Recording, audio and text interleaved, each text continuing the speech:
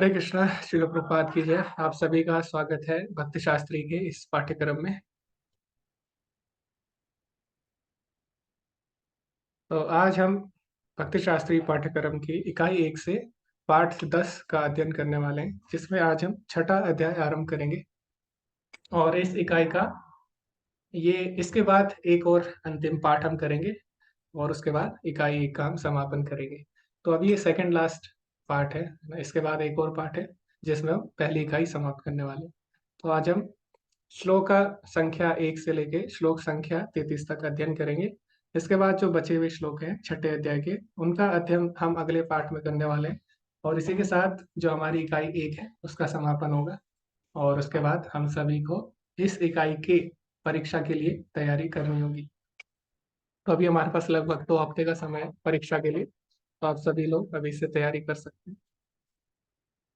तो एक बार आगे बढ़ने से पहले हम जानेंगे कि पिछले पाठ में यानी पाठ 9 में हमने क्या क्या सीखा। तो पार्ट 9 में हमने देखा कि कष्ट के क्या कारण है, हमारे जीवन में जो भी कष्ट आता है तो भगवान ने क्या बताया, अज्ञानेनावृतम ज्ञानम तेन मुह्यन्ति जन्तवः, है ना। तो भगवान ने बोला, नादते कश्चित् पापम न चैव सुकृतम विभु, मैं किसी के पाप पुण्य में भाग नहीं लेता। अज्ञानेनावृतम ज्ञानम, अज्ञानता के कारण ऐसा लगता है ना, जीवात्मा मोहित हो जाती है जिसके कारण वो भगवान को दोष देती है कष्टों के लिए। लेकिन भगवान किसी के कष्टों या सुख के लिए उत्तरदायी नहीं होते। हमारी सूक्ष्म इच्छा के कारण हम जीवन में सुख या दुख पाते हैं, इसकी हमने चर्चा भी की थी। और फिर हमने देखा पिछले अध्याय में हमने योग की सीढ़ी के ऊपर चर्चा की। पहले भगवान ने कर्म योग के बारे में बताया हमें, और भगवान बोलते हैं पिछले पाठ के पिछले अध्याय के दूसरे श्लोक में, तयोस्तु कर्म संन्यासात् कर्म योगो विशिष्यते, कि कर्म योग कर्म संन्यास से श्रेष्ठ है। उसके बाद धीरे धीरे भगवान हमें ज्ञान योग की तरफ लाते हैं ना। तो भगवान फिर ज्ञान के विषय में बताते हैं, ज्ञानेन तु तज्ज्ञानम येषाम नाशिता आत्मना, कि ऐसा ज्ञान जो कि सारे अज्ञानता का नाश कर देता है, उससे सारी चीजें उसी तरह प्रकट हो जाती है जिस तरह सूर्य से सारी वस्तुएं दिख जाती है। इसकी हमने चर्चा की। उसके बाद धीरे धीरे भगवान ज्ञान योग से हमें ध्यान योग की तरफ लाते हैं, है ना, परमात्मा के ध्यान की तरफ लाते हैं। और फिर भगवान बताते हैं कि जो व्यक्ति परमात्मा पे ध्यान लगाता है वो परमात्मा को सभी के हृदय में देख सकता है ना। तो विद्या विनय संपन्ने ब्राह्मणे गवि हस्तिनी सुनी चैव स्वपाके च पंडिता समदर्शिना। तो इस प्रकार जो व्यक्ति ध्यान में स्थित होता है और जो व्यक्ति सबको परमात्मा के हृदय में देखता है, वो हाथी, चंडाल, कुत्ता, गाय, ब्राह्मण किसी में भेद नहीं करता। तो ये भगवान ने बताया। और धीरे धीरे भगवान ने अंत में क्या बोला, भोक्ताराम यज्ञ तपसाम सर्वलोक महेश्वरम, शांति सूत्र की हमने चर्चा की थी ना, कि अगर आपको जीवन में शांति चाहिए तो उसके लिए 3 चीजें हमको ध्यान देनी है। क्या? भोक्ताराम, भगवान ही परम भोक्ता है सारे यज्ञ तपसाम, सारी यज्ञ तपस्याओं के। सर्वलोक महेश्वरम, यानी भगवान ही परम नियंता है। और सुहृदम सर्वभूतानाम, भगवान ही सभी के हितैषी मित्र है। तो इसी के साथ हमने पिछले पार्ट में हमने ये सब सीखा और 5वें अध्याय में हमने ये सब सीखा। तो अभी हम आगे बढ़ने वाले हैं छठे अध्याय की तरफ, जिसका नाम है ध्यान योग या अष्टांग योग। तो अष्टांग योग क्या है, सबसे पहले हम उसके ऊपर जानेंगे। तो ध्यान योग क्या है? ध्यान योग अष्टांग योग है, और अष्टांग योग के 8 अंग होते हैं, इसीलिए इसको अष्टांग योग बोला गया, यानी जिसके 8 अंग हैं। तो इसके 8 अंग कौन कौन से हैं, जैसे कि आपने जब लेवल 1 कोर्स किया होगा उसमें भी समझाते हैं इसको अच्छे से, कि अष्टांग योग के 8 अंग होते हैं, यम, नियम, आसन, है ना, प्राणायाम, ध्यान, धारणा, समाधि, प्रत्याहार, है ना। और इस तरह उसके 8 अंग हैं। तो इस अध्याय में भगवान ने अष्टांग योग के 8 अंगों की चर्चा की है, और इस अध्याय के अंत में हम जानेंगे कि सबसे श्रेष्ठ योग कौन सा है, ठीक है, वो भी हम चर्चा करने वाले हैं। तो ये अध्याय आरंभ होता है योगारूढ़ और योगारूढ़ अभ्यास। ये क्या है, इसके बारे में हम चर्चा करेंगे। ये योग की अलग अलग अवस्था है। उसके बाद 10 से लेकर 27 तक श्लोक में हम देखेंगे योग अभ्यास, अष्टांग योग का अभ्यास, और धीरे धीरे समाधि तक भगवान किस प्रकार हमें समझाते हैं, है ना, यम नियम से समाधि तक किस प्रकार हमको ले जाते हैं, और किस तरह हम भगवान को ध्यान योग से परमात्मा रूप में प्राप्त कर सकते हैं। तो जो ध्यान योगी होते हैं, अष्टांग योगी, वो भी भगवान के दर्शन करते हैं, लेकिन किस रूप में? परमात्मा रूप में, अपने हृदय में, है। ओके। तो जो निराकारवादी होते हैं वो भगवान को निराकार ब्रह्म के रूप में मानते हैं, और जो ध्यान योगी होते हैं, अष्टांग योगी, वो भगवान को परमात्मा रूप में अपने हृदय में दर्शन करते हैं। लेकिन जो भक्ति योगी होते हैं वो भगवान के साक्षात, जो भगवान का सच्चिदानंद रूप है, उसके दर्शन करते हैं, और वो तीनों ही तरह से भगवान को जानते हैं, परमात्मा रूप में भी और भगवान को निराकार ब्रह्म के रूप में भी। ब्रह्म इति परमात्मेति भगवान इति शब्दते, ठीक। तो इसकी भी हम चर्चा करेंगे आगे। और हम ये भी देखेंगे आज अंत में कि क्यों अर्जुन ने अष्टांग योग की जो पद्धति है उसको अस्वीकार किया, ठीक है।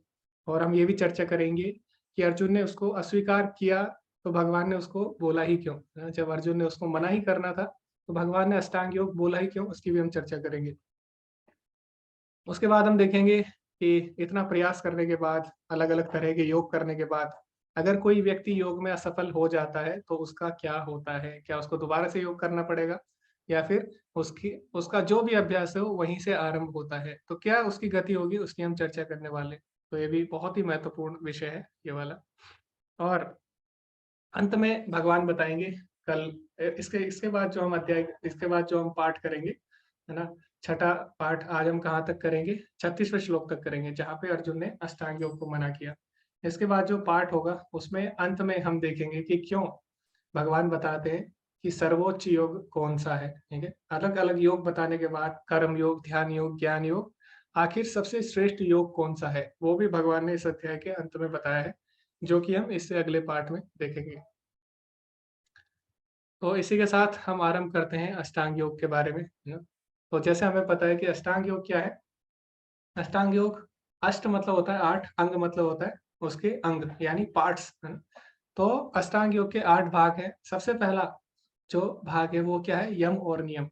तो यम और नियम में क्या होता है, कुछ नियम होते हैं, है ना, क्या करना है और क्या नहीं करना। यम मतलब क्या करना है, नियम मतलब क्या नहीं करना। तो भक्ति योग में भी यम और नियम होते हैं ना। तो भक्ति योग में यम और नियम क्या है, क्या करना है और क्या नहीं करना। तो जैसे हमें पता है कि जो भी भक्त जुड़े हुए हैं अभी भक्ति से, तो प्रभुपाद जी ने बताए हैं और हमारे शास्त्रों में श्रीमद् भागवतम में भी बताया है कि हमें कलयुग में 4 काम नहीं करने। तो क्या नहीं करना, क्या करना है, वो है यम और नियम। तो कौन से 4 कार्य हैं जो हमें नहीं करने, कोई बता सकते हैं? 4 कार्य जो हमें नहीं करने। जी हरे कृष्णा अशोक प्रभु जी। हरे कृष्ण प्रभु जी। कोई नशे का सेवन नहीं करना है, किसी जी द्रुति इत्यादि में नहीं जाना है, और कोई अवैध संबंध नहीं रखने हैं, और चौथा है मांसाहार। मांसाहार। जी मांसाहार नहीं करना है। जी जी जी। तो कोई भी योग आप करिए, चाहे भक्ति योग हो या अष्टांग योग, सब में यम और नियम होते हैं ना। तो इस तरह हम देखते हैं अष्टांग योग में भी कुछ यम और नियम है, उसकी हम चर्चा भी आगे करेंगे। लेकिन अभी हमारा उद्देश्य क्या है, हमारा उद्देश्य है कि अभी हम अष्टांग योग के जो भी लाभ है उसकी हम तुलना करने वाले हैं भक्ति योग से, है ना। तो इसीलिए हम जान पाएंगे कि क्यों अर्जुन ने इस योग को अंत में मना किया, ठीक है। और जब आप प्रभुपाद जी की टीका पढ़ेंगे, प्रभुपाद जी ने जो तात्पर्य लिखा है, तो प्रभुपाद जी ने भी यही लिखा है अपने तात्पर्य में कि जिस जो अष्टांग योग है, जो भगवान अष्टांग योग के बारे में बताते हैं या अष्टांग योग के जो नियम बताते हैं या अष्टांग योग के जो लाभ बताते हैं, वो भक्ति करने से स्वतः ही हो जाते हैं, है। तो भक्ति क्या है, सबसे श्रेष्ठ है। जैसे कि मान लीजिए किसी के पास 100 रुपए है, तो जिसके पास 100 रुपए है उसके पास 10 रुपए अपने आप ही हो गया ना। तो किसी के पास 100 रुपए है, उसको आप ये नहीं बोल सकते कि आपके पास 10 रुपए नहीं है। तो जिसके पास 100 रुपए है उसके पास 10 रुपए अपने आप ही हो जाएंगे ना। तो इसी प्रकार जब हम भक्ति योग करते हैं तो उसमें जो अष्टांग योग है, ज्ञान योग है, ठीक है, कर्म योग है, सबके लाभ प्राप्त हो जाते हैं, क्योंकि भक्ति सभी योगों की जननी है ना। ये भगवान अभी अंत में हमें बताने वाले हैं। तो प्रभुपाद जी ने जब अपना तात्पर्य लिखा है तो प्रभुपाद जी ने भी यही बताया हमें कि किस प्रकार जो भी अष्टांग योग के लाभ है वो हमें भक्ति योग से प्राप्त हो जाते हैं। तो अभी हम अष्टांग योग पढ़ेंगे, साथ ही साथ हम इसको भक्ति की दृष्टि से भी देखेंगे, ठीक है। तो अष्टांग योग में भी कुछ यम और नियम है जिनकी हम आगे चर्चा करने वाले हैं। और इसी तरह भक्ति में भी कुछ यम और नियम है, क्या करना है क्या नहीं करना। तो क्या नहीं करना वो अभी प्रभु जी ने आपको बता दिया, 4 चीजें हैं जो हमें नहीं करनी है ना। लेकिन क्या करना है वो भी हमें ध्यान रहना चाहिए। तो क्या हमें करना है भक्ति में, हमें क्या करना है, भगवान को भोग अर्पित करना है ना। और हमें 16 माला का जप करना है, ठीक है। तो इस तरह भक्ति में भी यम और नियम होते हैं। तो कोई भी योग हो उसमें यम और नियम होते हैं। उसके बाद जो अगला स्टेप आता है वो क्या है, आसन, ठीक है। तो आसन में क्या है, हम विभिन्न शारीरिक मुद्राएं करते हैं। और क्यों हम करते हैं शारीरिक मुद्राएं, ताकि हम अपने शरीर को स्वस्थ रख सके, है ना। तो इसके लिए क्या है, अलग अलग तरह की शारीरिक मुद्राएं होती है जिनको आसन कहा जाता है। लेकिन अगर आप किसी से पूछेंगे, किसी व्यक्ति से कि योग क्या होता है, तो साधारणतः लोगों को लगता है कि योग का मतलब है केवल आसन, है ना? तो किसी से आप पूछो योग क्या है, तो वो हमेशा आसन की बात करेगा। वो बोलेगा अपने हाथ पैर मोड़ना या कोई एक विशेष मुद्रा करना, वो योग है। लेकिन ऐसा नहीं है। आसन केवल अष्टांग योग का एक छोटा सा भाग है ना? अष्टांग योग इससे भी आगे है। तो अष्टांग योग का मुख्य उद्देश्य क्या है? समाधि, यानी परमात्मा से संपर्क बनाना। ठीक है। तो अंतिम जो स्टेज है, अंतिम जो स्तर है अष्टांग योग का, वो है भगवान से जुड़ना। तो योग का मतलब क्या होता है? योग का मतलब होता है जुड़ना। अष्टांग योग मतलब 8 अंगों द्वारा भगवान से जुड़ना। तो आसन इसमें सबसे प्रारंभिक अवस्था है, लेकिन लोग यहीं तक पहुंच पाते, इससे आगे नहीं बढ़ पाते। तो इससे आगे जो अवस्था आती है वो है प्राणायाम। ठीक है, जिसमें अपनी श्वास पे ध्यान दिया जाता है। उसके बाद प्रत्याहार। तो प्रत्याहार में क्या होता है? प्रत्याहार में सारी जो भौतिक वस्तु है उनका परित्याग करना होता है। धारणा में हमें ध्यान का अभ्यास करना होता है। और ध्यान में हमें क्या करना होता है? अभ्यास करना होता है समाधि तक जाने का। ठीक है। और समाधि अंतिम अवस्था है जिसमें हम भगवान से जुड़ जाते हैं, परमात्मा रूप में उनसे हम जुड़ जाते हैं। ठीक है। तो इस तरह जो योग का, अष्टांग योग का अंतिम उद्देश्य है वो है भगवान से जुड़ना। लेकिन आजकल जो योग है उसका उद्देश्य भगवान से जुड़ना नहीं है। अगर हम आज किसी से पूछे कि आप योग क्यों कर रहे हैं, तो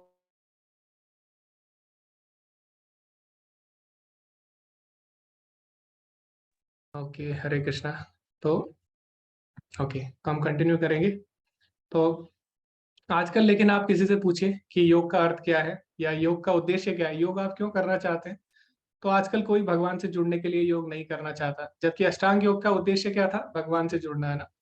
लेकिन आजकल अगर आप किसी से पूछे कि योग क्यों कर रहे हैं, तो क्या बोलेंगे? कोई बोलेगा हम वजन कम करने के लिए कर रहे हैं, कोई बोलेगा हम शरीर पे तेज लाने के लिए कर रहे हैं, कोई बोलेगा हम बहुत साल तक जीवित रहना चाहते हैं, कोई बोलेगा कि हम जवान रहना चाहते हैं। ठीक है। तो इसलिए लोग क्या कर रहे हैं? लोग योग का वास्तविक उद्देश्य नहीं जान पा रहे हैं। तो अष्टांग योग से हमें पता लगता है कि जो आसन है वो योग का उद्देश्य नहीं है, वो योग की प्रारंभिक अवस्था है।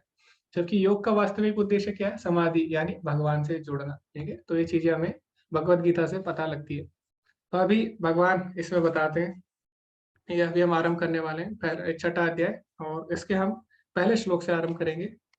श्री भगवान उवाच अनाश्रितः कर्म फलम कार्यम कर्म करोति या स सन्यासी च योगी च निरग्निनाथ चक्रिया। श्री भगवान ने कहा, जो पुरुष अपने कर्म फल के प्रति अनासक्त है और जो अपने कर्तव्य का पालन करता है वही सन्यासी है और वही असली योगी है। वह नहीं, न तो जो अग्नि जलाता है और ना ही कर्म करता है। तो भगवान ने यहाँ पे साफ साफ बता दिया सन्यासी और योगी का क्या अर्थ है। तो सन्यासी वो नहीं है जो सारी चीजों का त्याग कर देता है ना, जैसे कि हम शुरू से ही चर्चा करते आ रहे हैं कि सन्यास का मतलब है सारे कार्य भगवान के लिए करना। तो यहाँ पे भी भगवान बोल रहे हैं सन्यासी वो नहीं है जो सारे कार्य त्याग देता है। सन्यासी कौन है? जो पुरुष अपने कर्म फल के प्रति अनासक्त है, यानी जो अपनी इंद्रिय तृप्ति के लिए कार्य नहीं करता। ठीक है। तो यही यहाँ पे भगवान बोलते हैं वही असली योगी है और वही असली सन्यासी है। तो प्रभुपाद जी अभी अपने तात्पर्य में भी लिखते हैं कि वास्तव में भक्ति में भी यही होता है ना। भक्ति में भी व्यक्ति किसके लिए कार्य करता है? भक्ति में भी व्यक्ति भगवान के लिए ही कार्य करता है, अपनी इंद्रिय तृप्ति के लिए कार्य नहीं करता। तो इसीलिए जो भक्ति कर रहा है वो वास्तव में वो भी योगी है और वो भी सन्यासी है। तो प्रभुपाद जी अपने तात्पर्य में बताते हैं किस प्रकार अष्टांग योग के सारे लाभ भक्ति में प्राप्त हो जाते हैं ना। तो प्रभुपाद जी यहाँ पे उदाहरण देते हैं चैतन्य महाप्रभु का। चैतन्य महाप्रभु शिक्षाष्टकम में लिखते हैं, न धनम न जनम न सुंदरीम कविताम व जगदीश कामय मम जन्मनि जन्मनीश्वरे भक्ता भक्तिर अहेतु की तवई। हे सर्वशक्तिमान प्रभु, न धनम, ना तो मुझे धन चाहिए, ना जन्म, ना ही मुझे बहुत सारे शिष्य चाहिए, है ना, न सुंदरीम कविताम व जगदीश कामय, ना ही मुझे सुंदर स्त्री और ना ही मुझे बहुत सारे स्तुतियों को मैं अभिलाषी हूँ। ठीक है। मैं तो जन्म जन्मांतर मम जन्मनि जन्मनीश्वरे भक्तात् भक्ति रहे तो कि तवई, केवल आपकी प्रेमा भक्ति चाहता हूँ। तो भगवान के भक्त भी क्या करते हैं? भगवान के लिए कार्य करते हैं। तो यहाँ पर अष्टांग योगी के भी लक्षण है कि अष्टांग योगी कभी भी अपनी इंद्रिय तृप्ति के लिए कार्य नहीं करता। उसके बाद आगे भगवान बताते हैं योग की दो अवस्थाएं होती हैं। आरुक्षोर मुनिर्योगम कर्म कारणम उच्यते योगारूढ़स्य तस्यैव क्षमा कारणम उच्यते। अष्टांग योग के नव साधक के लिए कर्म साधन कहलाता है और योग सिद्धि पुरुष के लिए समस्त भौतिक कार्यकलापों का परित्याग ही साधन कहा जाता है। तो इसमें दो अवस्थाएं बताई है अष्टांग योग की। सबसे पहली अवस्था है योग रुरुक्ष अवस्था। योग रुरुक्ष अवस्था मतलब प्रारंभिक अवस्था, ठीक है। तो यहाँ पे आप देख सकते हैं स्क्रीन पे भी दो अवस्थाएं बताई गई है। तो वो जो योगा रुरुक्ष व्यक्ति होते हैं वो क्या करते हैं, केवल प्रारंभिक अवस्था तक ही जाते हैं ना। तो उसमें वो यम नियम करेंगे, कुछ नियमों का पालन करेंगे, कुछ का नहीं करेंगे, आसन करेंगे और थोड़ा बहुत प्राणायाम करेंगे।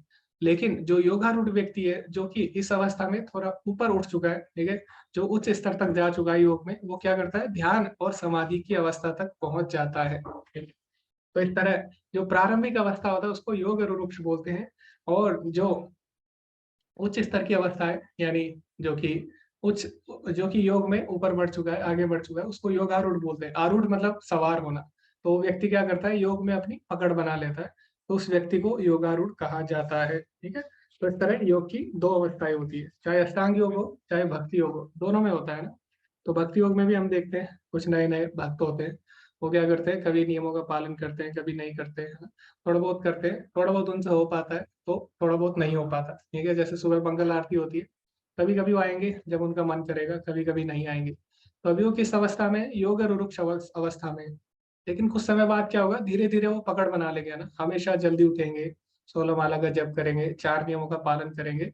तो तब उनको कौन सी अवस्था में गिना जाएगा, योगारूढ़ अवस्था में गिना जाएगा। तो अष्टांग योग में भी होता है और भक्ति योग में भी दो अवस्थाएं होती है, ठीक है। तो वही भगवान इसमें बताते हैं। ओके, तो इसी के साथ हम आगे बढ़ेंगे। तो आगे भगवान मन के बारे में बताते हैं। और जो इस अध्याय का छठा श्लोक है वो बहुत ही महत्वपूर्ण है। उसमें भगवान ने मन के स्वभाव के बारे में बताया है। बंधुरात्मा आत्मनस्तस्या येन आत्मनैवात्मना जिता अनात्मनस्तु शत्रुत्वे वर्तितात्मेव शत्रुवत्। जिसने मन को जीत लिया उसके लिए मन सर्वश्रेष्ठ मित्र है, किंतु जो ऐसा नहीं कर पाया उसके लिए मन सबसे बड़ा शत्रु बन गया है, ठीक है? तो कई लोग बोलते हैं मन हमारा शत्रु है क्योंकि हमारे बस में नहीं है ना। और लेकिन ऐसा नहीं है, मन हमारा शत्रु है ही, लेकिन साथ ही साथ हमारा मित्र भी है। जैसे उदाहरण के लिए कोई व्यक्ति सुबह उठता है अगर, है ना, तो कई बार हम प्रयास करते हैं सुबह उठने का, हम बहुत सारे अलार्म भी लगाते हैं बहुत सारे। लेकिन जब हम सुबह उठना चाहते हैं, हमारा अलार्म बजता है, तो हम क्या बोलते हैं, नहीं, इतनी जल्दी उठ के क्या लाभ होगा, क्यों ना थोड़ा और सोया जाए। तो उस समय क्या है, उस समय हमारा मन हम पे हावी हो गया है, हमारा मन हमारा शत्रु बन गया है, क्योंकि अब वो हमारे बस में नहीं रहा। तो इस प्रकार हमारा मन हमारा शत्रु बन जाता है अगर हमारे वश में नहीं रहा। और जो व्यक्ति अपने मन को वश में कर लेगा, जो सुबह उठेगा, सुबह उठ के वो अभ्यास करेगा, ठीक है, शास्त्र पढ़ेगा या योग करेगा या आसन करेगा, ठीक है, और या कोई भी गतिविधि करेगा, तो उसको अधिक लाभ प्राप्त होगा ना। और आपने देखा होगा जीवन में जितने भी श्रेष्ठ व्यक्ति हैं जो कि सफल है ना, चाहे आध्यात्मिक क्षेत्र हो या भौतिक क्षेत्र हो, तो वो लोग सुबह जल्दी उठते हैं ना। ये चीज हमने नोटिस की है, सब में एक कॉमन चीज है। तो जिस व्यक्ति ने अपने मन को जीत लिया उसका मन उसका सबसे बड़ा मित्र है, और जो इसको वश में नहीं कर पाया वो उसके लिए सबसे बड़ा शत्रु है। तो ये बात भगवान यहाँ पे बताते हैं कि अष्टांग योग का मुख्य उद्देश्य क्या है, अपने मन को वश में करना। वो कैसे होगा, जब हम उसको भगवान में लगाएंगे, है ना। और यही बात भगवान अगले श्लोक में भी बोलते हैं, जितात्मनः प्रशांतस्य परमात्मा समाहिता शीतोष्ण सुख दुखेषु तथा मानापमानयो। जिसने मन को जीत लिया उसने पहले ही परमात्मा को प्राप्त कर लिया, क्योंकि उसने शांति प्राप्त कर ली है। ऐसे पुरुष के लिए सुख दुख, सर्दी गर्मी और मान अपमान एक समान होते हैं। तो मन को वश में करने के इतने लाभ है। अभी क्या होता है, कोई भी हम कार्य करें तो दो चीजें होती है जो हमें कार्य करने के लिए प्रेरित करती है। एक तो हमारा मन होता है और एक होता है हमारे हृदय में परमात्मा। तो आपने देखा होगा कभी कभी कोई व्यक्ति गलत कार्य कर रहा होता है, कोई व्यक्ति चोरी कर रहा है, तो उसके अंदर से आवाज आती है कि ये कार्य गलत है ना। तो कभी कभी हमारा मन भी बोलता है कि ये कार्य गलत है। तो दो चीजें होती है जो हमें प्रेरित करती है, या तो हमारा मन करेगा या तो हमारे हृदय में परमात्मा। लेकिन हमें पता नहीं लग पाएगा कब हमारा मन कर रहा है प्रेरित और कब परमात्मा कर पा रहा है ना।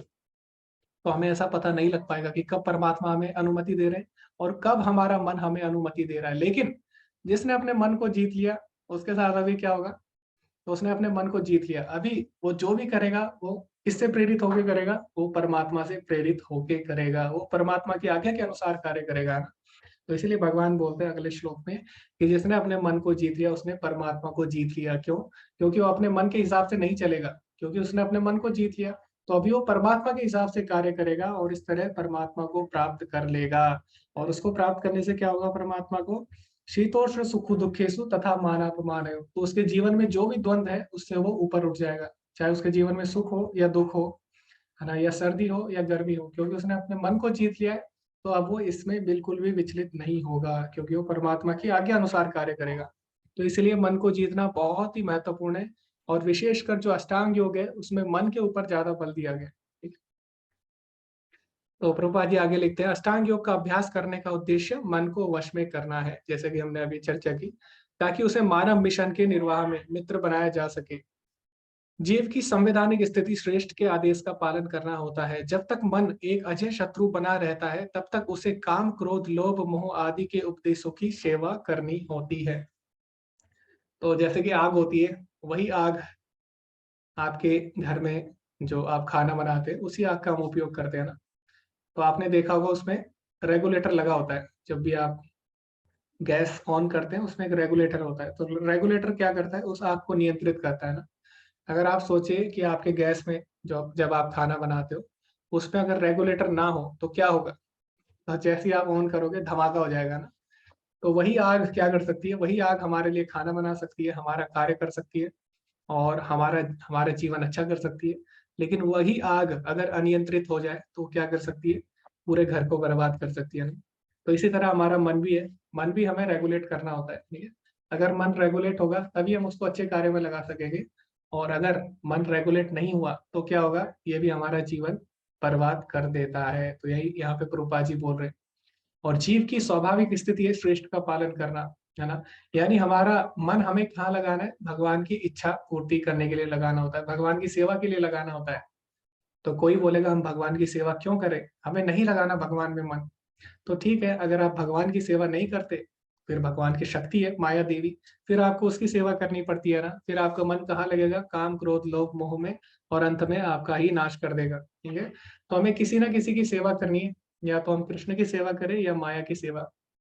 कृष्ण की सेवा करेंगे तो हम प्रसन्न रहेंगे। माया की सेवा करेंगे तो हम अपने प्रसन्नता के लिए भले ही कार्य कर रहे हो लेकिन हमें प्रसन्नता नहीं मिलेगी, ठीक है। तो मन को कहीं ना कहीं लगाना है, मन को कभी भी आप खाली नहीं रख सकते। तो जैसे कि अभी सरकार ने कुछ नियम बनाए हैं, उनका पालन करना ही होता है ना। तो अगर आप सरकार के नियम का पालन नहीं करेंगे तो क्या होगा? आपको जेल में डाल दिया जाएगा और फिर आपको जेल के नियम के पालन करने पड़ेंगे। तो हर हाल में आपको नियम के पालन तो करने ही है।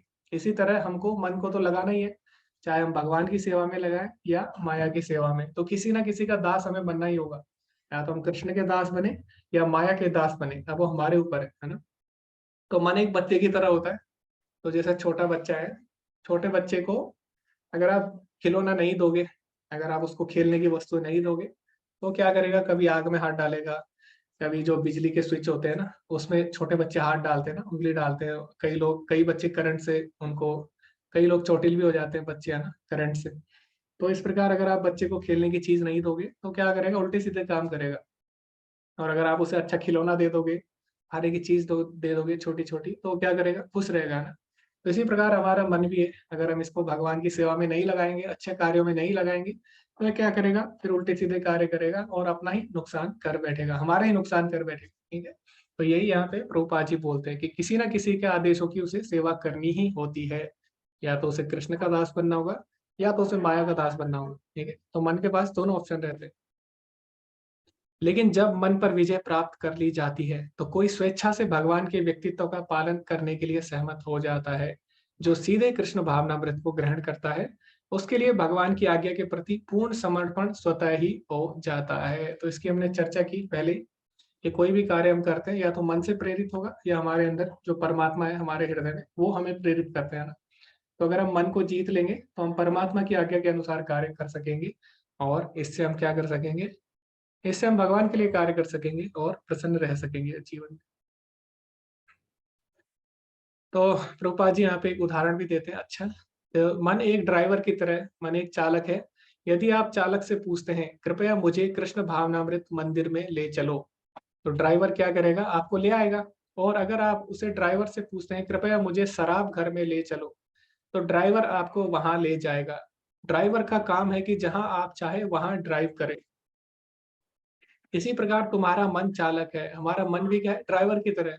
अगर आप नियंत्रण खो दे तो वहां जहां चाहेगा वहां आपको ले जाएगा, फिर तुम चले गए, तब आपका ड्राइवर आपका दुश्मन है। लेकिन अगर आपका ड्राइवर आपके आदेश पर कार्य करता है तो वह आपका दोस्त है। तो मन क्या है, ड्राइवर की तरह। अगर आप ड्राइवर को आदेश दोगे, ड्राइवर आपकी आज्ञा के अनुसार चलेगा, तो आपको वहीं ले जाएगा जहां आप चाहोगे। लेकिन ड्राइवर अगर आप ड्राइवर के अगर दास बन जाए ना, ड्राइवर अगर आपको हावी हो जाए तो आपको गलत जगह छोड़ देगा, है ना। सही जगह आप कभी भी नहीं जा सकोगे। तो इसी प्रकार हमारा मन है, अगर इसको हम वश में कर लेंगे तो हमें सही जगह छोड़ देगा, भगवान के धाम में छोड़ देगा। अगर हम इसको गलत जगह लगाएंगे, हम इसके दास बन जाएंगे, तो हमें इधर उधर भटकाता रहेगा, ठीक है, कभी भी हम सही जगह नहीं पहुंच पाएंगे। तो यही यहाँ पे रूपा जी बोल रहे हैं। तो अष्टांग योग का उद्देश्य क्या है, मन को वश में करना, ठीक है। तो अष्टांग योग में इस पे ज्यादा ध्यान दिया जाता है, मन को वश में करने पे। लेकिन भक्ति योग में क्या होता है, अभी हम आगे बढ़ेंगे, वो भी हम चर्चा करेंगे। तो सबसे पहले हम जानेंगे कि अष्टांग योग के लिए क्या क्या नियम होते हैं, क्या क्या अष्टांग योग में हमें करना होगा, है ना।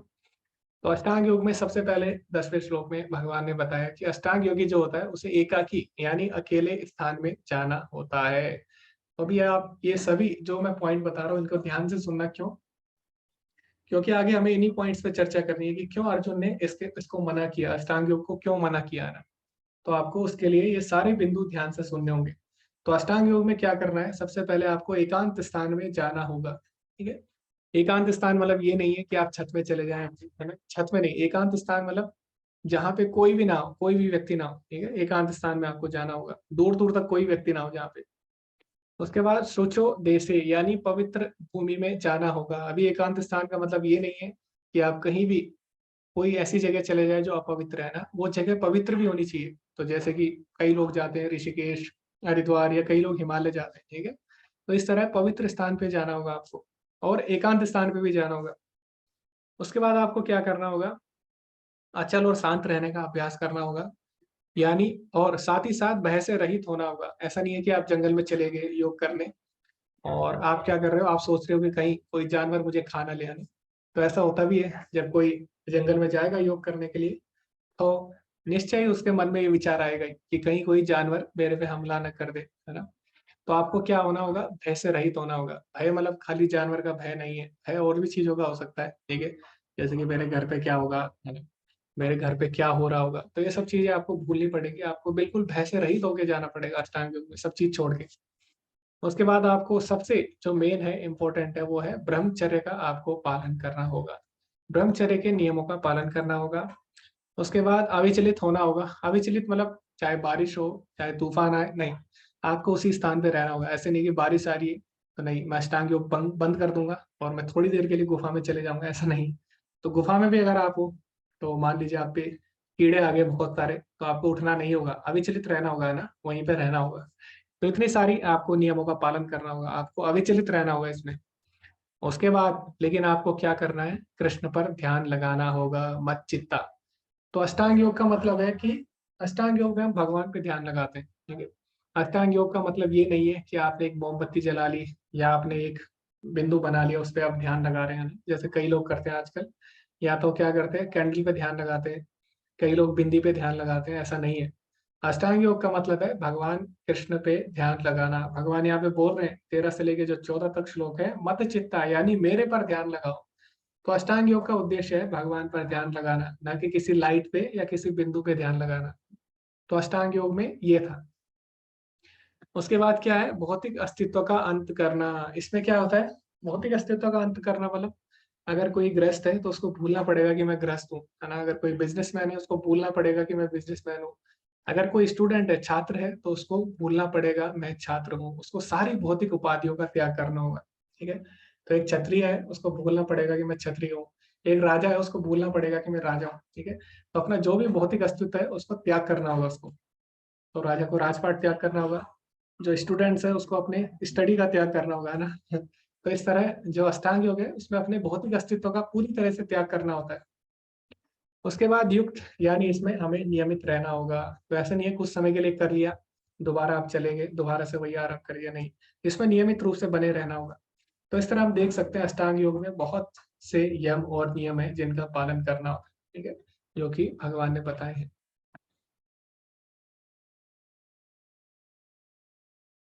तो आगे हम पढ़ेंगे, इसमें बीच में कुछ कुछ इंपॉर्टेंट श्लोक हैं ना, तो उसकी हम चर्चा करेंगे। तो यहाँ पे बताया गया 8वें श्लोक में कि वह व्यक्ति आत्म साक्षात्कार को प्राप्त तथा योगी कहलाता है जो अपने अर्जित ज्ञान तथा अनुभूति से पूर्णतया संतुष्ट रहता है। ऐसा व्यक्ति अध्यात्म को प्राप्त तथा जितेंद्रिय कहलाता है। वह सभी वस्तुओं को, चाहे कंकड़ हो, पत्थर हो या सोना, एक समान दृष्टि से देखता है, ठीक है।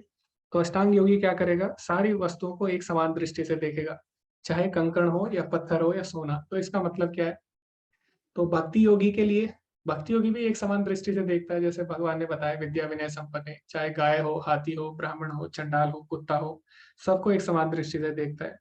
और यही अष्टांग योगी भी देख रहा है एक दृष्टि से, एक समान दृष्टि से, है ना। तो वो क्या कर रहा है, कंकड़ पत्थर और सोने को एक दृष्टि से देख रहा है। तो फिर भक्ति योगी की दृष्टि में और अष्टांग योगी की दृष्टि अलग कैसे हुई, या दोनों समान है, या फिर सभी वस्तुओं को समान दृष्टि से देख रहे हैं। तो कोई बता सकता है कि अष्टांग योगी भी समान दृष्टि से देख रहा है ना, कंकड़ सोना पत्थर को, और एक भक्त भी समान दृष्टि से देख रहा है। तो दोनों का दृष्टिकोण क्या है, या दोनों का दृष्टिकोण समान है या दोनों का दृष्टिकोण अलग है, तो आप बता सकते हैं। हरे कृष्णा प्रभु जी, आप अपना नेम चेंज कर सकते हैं। हरे हरे कृष्णा, दीपक जी बोल रहा हूँ गुरु। जी जी जी। जो योगी देखता है, जो भक्त देखता है, वो कृष्ण के को सेंटर में रख के देखता है, और जो योगी देखता है वो भुक्तभोगी होता है, मतलब अपने हिसाब से उसको देखता है चीजों को, ओके। अपने इस्तेमाल के हिसाब से। जी जी जी, धन्यवाद प्रभु जी। ओके। तो अष्टांग योगी और भक्त भी दोनों समान दृष्टि से देख रहे हैं, लेकिन दोनों में अंतर क्या है। जी हरे कृष्णा प्रवीण माता जी। हरे कृष्णा प्रभु जी, दंडवत प्रणाम। जी प्रभु धन्यवाद। जी, मेरे हिसाब से जैसे आप बता रहे हैं, तो दोनों क्या दृष्टिकोण, मतलब करने का तरीका अलग है, लेकिन उनका जो मेन टारगेट है वो प्रभु भगवान कृष्ण की वो तरफ ही जाना है। तो दोनों का मतलब ध्येय एक ही है, लक्ष्य एक ही है। जी जी जी माता जी। ओके। तो माता जी ने बताया दोनों का उद्देश्य भगवान भगवत प्राप्ति है, ये तो दोनों की दृष्टि समान होनी चाहिए। जी हरे कृष्णा मधु माता जी। हरे कृष्ण प्रभु जी। जो योगी वो भी समदर्शी होता है, लेकिन वो प्रभु जी, योगी में एक स्वार्थ होता है, केवल वो अपने लिए ही अपनी सिद्धि के लिए वो प्रयास करता है। और जो भक्त है वो परमेश्वर का दास के रूप में, यानी अपने को पूरा उनके सेवा में लगाकर वो चीजों को देखता है प्रभु जी। ओके। तो माता जी थोड़ा थोड़ा निकट पहुंच चुकी है आंसर के, तो अभी हम आगे भी जानेंगे और लोगों से। जी हरे कृष्णा अर्जुन प्रभु जी। कृष्णा प्रभु जी, सादर दंडवत प्रणाम। जी धन्यवाद प्रभु जी। हाँ हाँ प्रभु जी, ये जो जो भक्ति वाले होते हैं वो कृष्ण भावना अमृत में पूरी तरह से स्थिर होते हैं। उनको भगवान के सिवा और कुछ नहीं चाहिए। वो भगवान का ही ध्यान करते हैं और भगवान में ही हमेशा नित्य जो है उसमें उनके ही शरणागत रहते हैं। और जो अष्टांग योगी होता है उसका परम लक्ष्य होता है साधना। वो साधना की तरफ बढ़ते हैं। वो साधना करने से उनमें जो है एक शक्ति भी आती है और उनमें ऐसा लगता है कि हम कुछ कर रहे हैं। तो जैसे अभी पहले माता जी ने कहा कि वो एक सीमित होता है, उसमें एक व्यक्ति विशेष होता है जो अपनी साधना के स्तर पर उच्च समाधि तक पहुंच सकता है। लेकिन कृष्ण भावना भावित जो व्यक्ति होता है वो कृष्ण भगवान के लिए सोचता है और सबको समदर्शी समझता है। वो सारे लोगों में, सारे लोगों के हृदय में कृष्ण को ही देखता है। और ऐसा जो साधना वाले जो योगी हैं वो इस तरह से नहीं देखते। वो अपने आप को उतना उन्नत बना लेते हैं कि उस स्तर तक पहुंचते हैं और समाधि के स्तर तक पहुंच जाते हैं। जी प्रभु जी। जी जी धन्यवाद प्रभु हरे जी। कृष्ण। हरे कृष्णा। तो प्रभु जी का कहना है कि जो भगवान के भक्त होते हैं वो भगवान के लिए कार्य करते हैं और उन्हें भगवान पे विश्वास होता है, भगवान पे निर्भर होते हैं। जो अष्टांग योगी होते हैं वो अपनी साधना पे निर्भर होते हैं, शायद ऐसा ऐसा प्रभु जी कहना चाहते हैं। ओके। तो देखते हैं आगे हम और भी डिवोटीज से पूछते हैं। जी हरे कृष्णा तुलिका माता जी। हरे कृष्ण प्रभु जी, दंडवत प्रणाम। मैं माता जी धन्यवाद के लिए प्रणाम माता जी। जी प्रभु जी, माता जी ने जो कहा, मैं सिर्फ उसमें ऐड ऑन करना चाहती हूँ कि जो अष्टांग योगी होता है वो स्वयं की सिद्धि के लिए सोचता है, वो भगवान को पाना चाहता है लेकिन सिर्फ स्वयं के लिए, उसमें स्वार्थ है। लेकिन जो भक्त होते हैं वो भगवान को पाना चाहते हैं, और भक्त खुद भी पाना चाहते हैं और वो दूसरों को भी भगवान को देना चाहते हैं। तो ये एक भक्त और एक अष्टांग योगी में फर्क होता है, जहां तक मैं समझ पाई हूँ। हरे कृष्ण। जी जी जी माता जी। लेकिन अभी हम क्या है कि विषय से भटक रहे हैं, क्योंकि हमारा विषय था कि दृष्टिकोण क्या होता है दोनों का, चीजों को लेके, चीजों को दोनों समान दृष्टि से देख रहे हैं। यहाँ पे बोला गया अष्टांग योगी भी समान देख रहा है चीजों को, ठीक है। तो कैसे हम इसको समझ सकते हैं, तो इसकी अभी हम चर्चा करेंगे। तो जैसे कि मैंने पहले भी आपको बताया कि अष्टांग योगी भी क्या करता है, वो चीजों को समान दृष्टि से देखता है। लेकिन वो कैसे देखता है चीजों को समान दृष्टि से, कि कोई भी चीज मेरे काम की नहीं है, तो सभी चीज मुझे त्यागनी है। इस तरह से वो सबको समान दृष्टि से देखता है, चाहे कंकड़ हो, सोना हो, पत्थर हो, चाहे भले वो राजा हो, चाहे भले ही वो छात्र हो, या कोई भी हो, क्षत्रिय हो, कोई भी हो, उसको क्या करना होता है, सारी चीजें त्यागनी है। तो सब चीजें त्यागनी है, इसीलिए वो सबको समान दृष्टि से देखता है। चाहे उसके पास पत्थर हो, चाहे उसके पास सोना हो, मिट्टी हो, उसे सारी चीजें त्यागनी है, इसीलिए वो सबको समान दृष्टि से देख रहा है। लेकिन भक्त भी समान दृष्टि से देख रहा है, लेकिन त्याग की भावना से नहीं, भगवान की सेवा में लगाने की भावना से। तो भक्त भी कंकड़, पत्थर, सोना समान दृष्टि से देखता है, लेकिन क्यों? क्योंकि सारी चीजें भगवान की है। ईसा वाश्यम इदम सर्वम यत् किंचित जगत्याम जगत, ठीक है। तो इसलिए भक्त क्या करेगा, सारी चीजें भगवान की सेवा में लगाएगा। तो मैंने आपको बताया भी था शायद कि एक बार प्रभुपाद जी से किसी ने पूछा था कि अगर आपको बहुत सारा सोना मिले तो आप क्या करोगे। तो उसको लगा प्रभुपाद जी बोलेंगे नहीं, हमें सोना नहीं रखना चाहिए, सोने से दूर रहना चाहिए, क्योंकि प्रभुपाद जी एक सन्यासी है ना। लेकिन प्रभुपाद जी ने बोला नहीं, मैं सोना रख लूंगा और मैं उसको भगवान की सेवा में लगाऊंगा, भगवान के लिए मंदिर बनाऊंगा, ठीक है, भगवान का नाम का प्रचार करूंगा। तो इस तरह भक्त भी क्या करेगा, भक्त भी कंकड़ पत्थर सारी चीजों को समान देखेगा, लेकिन उसका दृष्टिकोण और अष्टांग योगी का दृष्टिकोण बिल्कुल अलग है। अष्टांग योगी सारी चीजों का त्याग करेगा, लेकिन भक्त सारी चीजों को भगवान की सेवा में लगाएगा, ठीक है। तो इस तरह दोनों समान दृष्टि से देख रहे हैं, लेकिन दोनों का दृष्टिकोण अलग है ना। तो ये हमें समझना होगा, ठीक है। तो आगे भगवान क्या बोलते हैं उसकी हम चर्चा करेंगे। तो 17वां श्लोक है, इसमें बहुत ही ज्यादा महत्वपूर्ण है। तो 17वां श्लोक हम पढ़ेंगे, और उसमें भगवान बताते हैं कि अष्टांग योगी को कुछ नियमों का, कुछ नियमित होना पड़ता है, ठीक है। नियमित होना पड़ता है, डिसिप्लिन उसको होना पड़ेगा, डिसिप्लिन होना पड़ेगा। कैसे? युक्त आहार विहारस्य युक्त चेष्टस्य कर्मसु युक्त स्वप्नावबोधस्य योगो भवति दुःखः। तो युक्त आहार विहार, उसको खाने पीने में और आमोद प्रमोद में उसको क्या होना पड़ेगा, नियमित होना पड़ेगा। ना अष्टांग योगी को ज्यादा खाना चाहिए, ना अष्टांग योगी को कम खाना चाहिए, ठीक है। ना उसको ज्यादा एंटरटेनमेंट करना चाहिए, आमोद प्रमोद, ना ही उसको कम करना चाहिए, है ना। ना ही उसको ज्यादा इच्छाएं करनी होती है, ना ही उसको अनियंत्रित इच्छाएं रखनी होती है, ठीक है।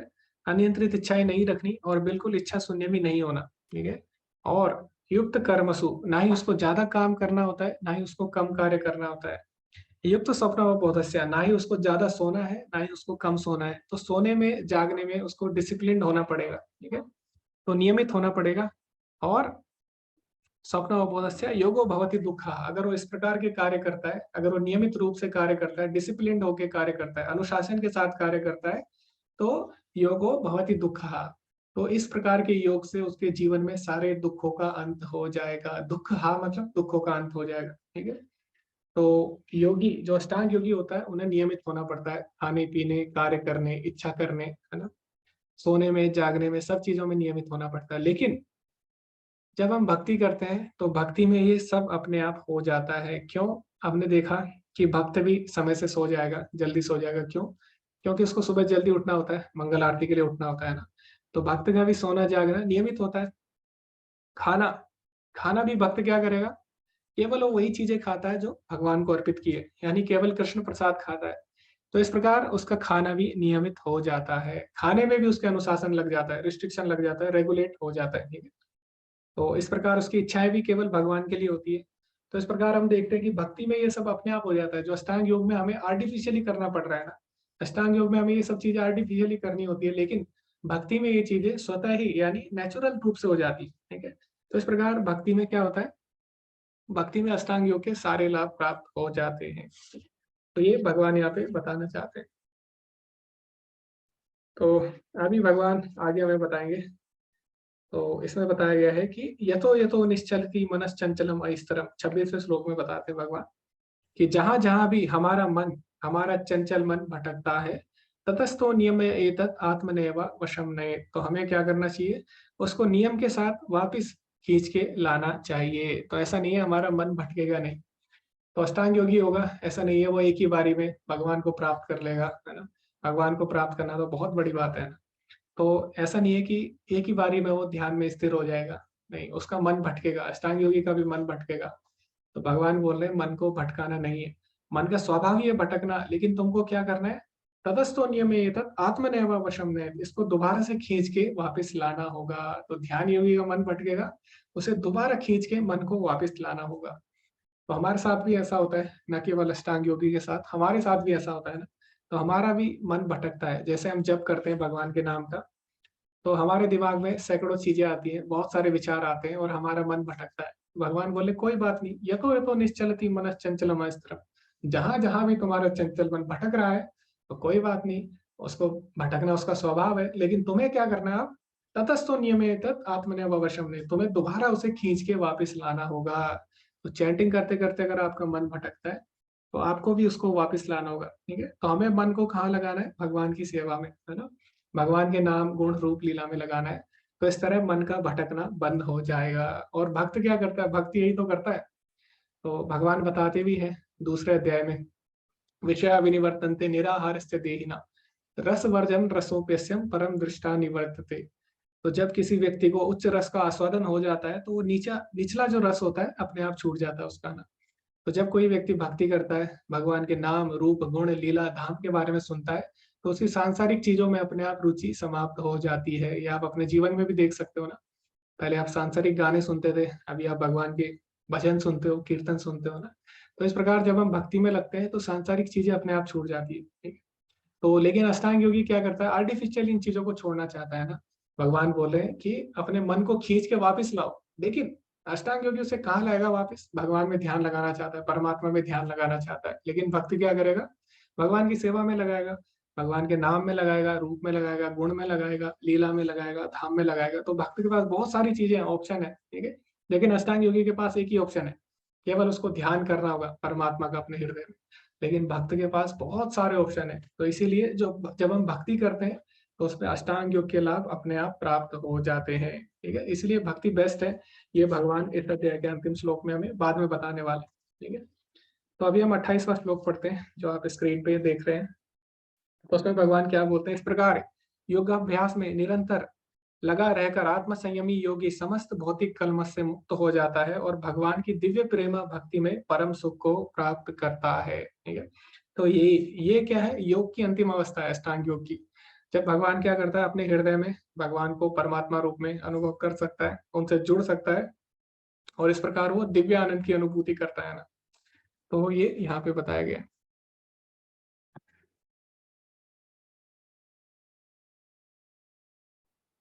ओके, तो अभी लेकिन एक और इसमें महत्वपूर्ण भाग है जिसकी हम चर्चा करने वाले। तो इसके बाद क्या हुआ, जब भगवान ने इतना कुछ अर्जुन को बताया, ठीक है, इतनी सारी चीजें अर्जुन को समझाई, अष्टांग योग के बारे में अर्जुन को बताया, तो अर्जुन ने क्या कहा, अर्जुन ने बोला, हे मधुसूदन, आपने जिस योग पद्धति का संक्षेप में वर्णन किया है वह मेरे लिए अव्यावहारिक और असहनीय है, क्योंकि मन चंचल और अस्थिर है, ठीक है। तो अर्जुन ने क्या कहा, भगवान आपने जो मुझे योग बताया वो अच्छा तो है, बहुत अच्छा है, सुनने में तो बहुत अच्छा लगता है। आप सब चीजें छोड़ के एकांत में चले जाए, है ना, वहां पे आप परमात्मा का ध्यान करें, परमात्मा से आप संबंध बनाए अपने हृदय में और फिर जीवन में परम सुख का अनुभव करें। तो बहुत ही अच्छा लग रहा है सुनने में, लेकिन अर्जुन ने बोला ये व्यवहारिक नहीं है, यानी ये इम्प्रैक्टिकल है, बिल्कुल भी व्यवहारिक नहीं है, प्रैक्टिकली पॉसिबल ही नहीं है और असहनीय है, यानी ये सहन करने योग्य बिल्कुल भी नहीं है। तो बोलने में भले ही आसान लग रहा है लेकिन ये करना बहुत ही कठिन है, क्योंकि मेरा मन तो बहुत ही चंचल है और अस्थिर है। तो इस तरह अर्जुन ने क्या किया, अष्टांग योग को रिजेक्ट कर दिया, उसको क्या बोल दिया, इम्प्रैक्टिकल बता दिया और अनबियरेबल यानी असहनीय बता के उसको रिजेक्ट कर दिया, ठीक है। तो आपको अभी चर्चा करनी है कि अर्जुन ने ऐसा क्यों कहा, ठीक है। अर्जुन ने अष्टांग योग को इम्प्रैक्टिकल, अव्यावहारिक और असहनीय यानी अनबियरेबल क्यों कहा, तो आपको इसके ऊपर चर्चा करनी है। ठीक है, तो अभी हम ग्रुप डिस्कशन करेंगे और जो भी मैंने पॉइंट्स आपको बताया अष्टांग योग के नियम, उसी से आप बता सकते हैं, इसका आंसर उसी में छुपा है। ठीक है, अर्जुन ने क्यों मना किया, अगर आप वो नियम पढ़ेंगे तो आपको अपने आप ही पता लग जाएगा ना। तो इसीलिए आपको चर्चा करनी है। अभी 8:46 हो रहे हैं और हम 9:47 से 48 पे वापस मिलेंगे और इसकी चर्चा करेंगे।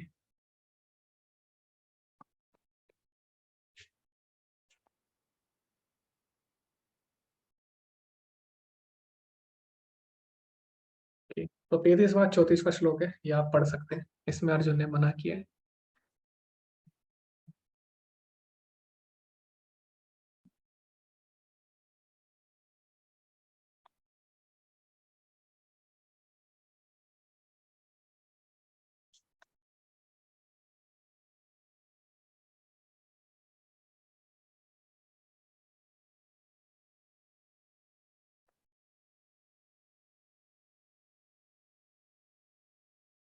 हरे कृष्णा, सभी लोग ज्वाइन करिए।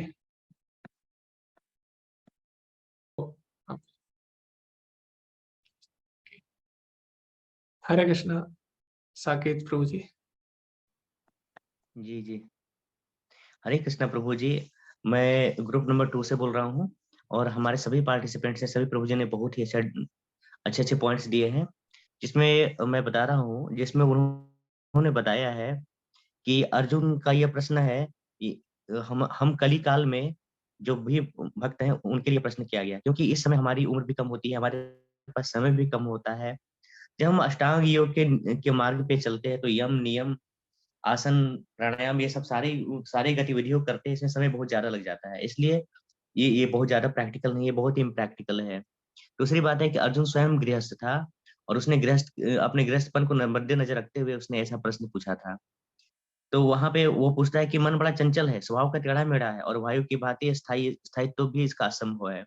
तो फिर इसलिए उसको ऐसी परेशानियां हो जाती है। वैराग्य में हमें सब कुछ धीरे-धीरे छोड़ना होता है। जबकि हम भक्ति के मार्ग पे चलते हैं, तो उसमें स्वतः ही सारी बाहरी गतिविधियाँ और सारी बाहरी बुराइयाँ अपने आप छूट जाती है।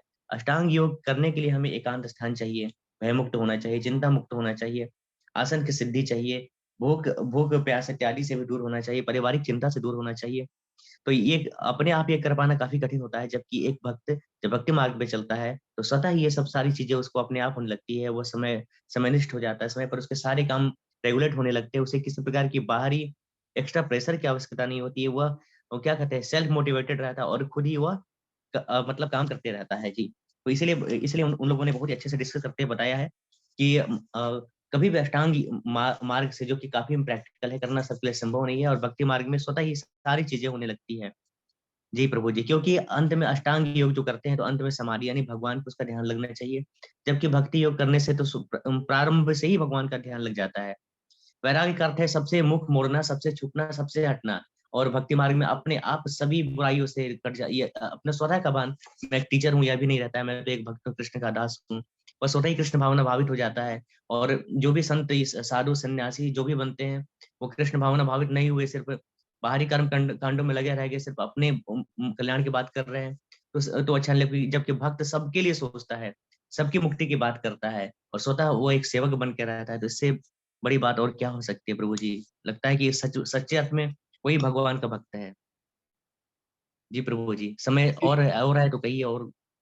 जी प्रभु जी, आप बोल सकते हैं, आप बहुत ही अच्छा, आपने वैसे सारे पॉइंट्स कवर कर लिए, जो जो मेन पॉइंट्स थे। मुझे नहीं लगता कि दूसरे ग्रुप्स के पास कुछ पॉइंट बचेगा। जी प्रभु जी, आपने बहुत ही अच्छे से बता दिए सारे। फिर भी आप बता सकते हैं, अगर और पॉइंट्स है तो आप बता सकते हैं प्रभु जी। ओके जी प्रभु जी, जी साकेत जी प्रभु जी। जी, धन्यवाद प्रभु जी, जी थैंक यू जी थैंक यू।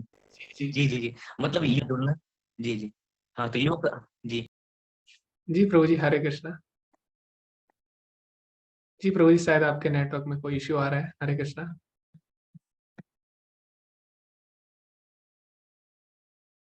जी प्रभु जी, आप अनम्यूट करिए।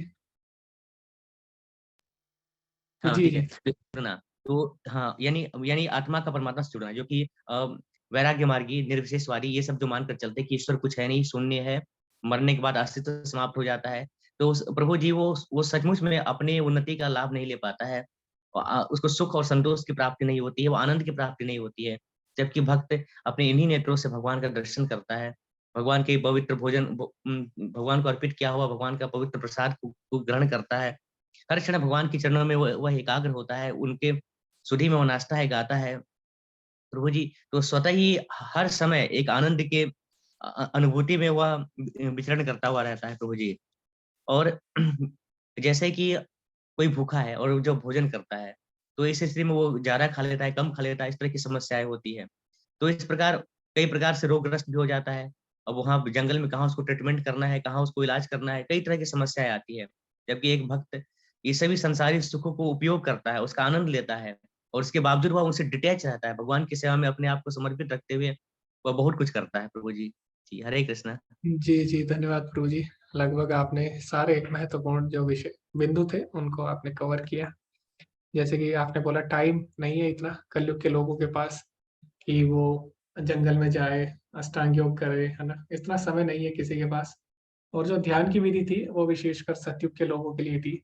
श्रीमद् भागवतम में भी आता है, कृतो यत् ध्यायतो विष्णु, यानी कृत यानी सतयुग में लोग विष्णु का ध्यान करते थे।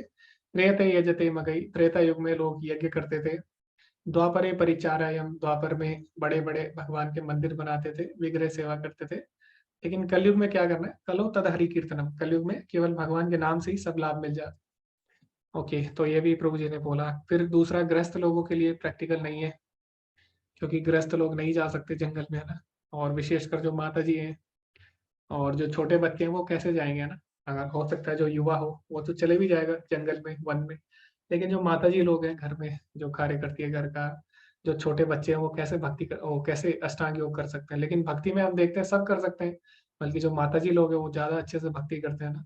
और जो छोटे बच्चे हैं, वो बचपन से ही भक्ति में लग जाते हैं, जैसे कि प्रहलाद महाराज थे, ध्रुव महाराज थे, है ना? तो भक्ति तो कोई भी कर सकता है, माता जी हो, छोटे बच्चे हो, चाहे युवा हो, बूढ़ा हो, कोई भी हो ना। लेकिन अष्टांग योग के लिए आपका शरीर स्वस्थ होना चाहिए, ठीक है? आप युवा होने चाहिए, तभी आप वन में अकेले रह सकते हो ना। तो ये भी एक प्रभु जी ने बताया, ठीक है? तो बहुत सारी चीज़ें थी मेन तो प्रभु जी ने कवर की ऑलमोस्ट।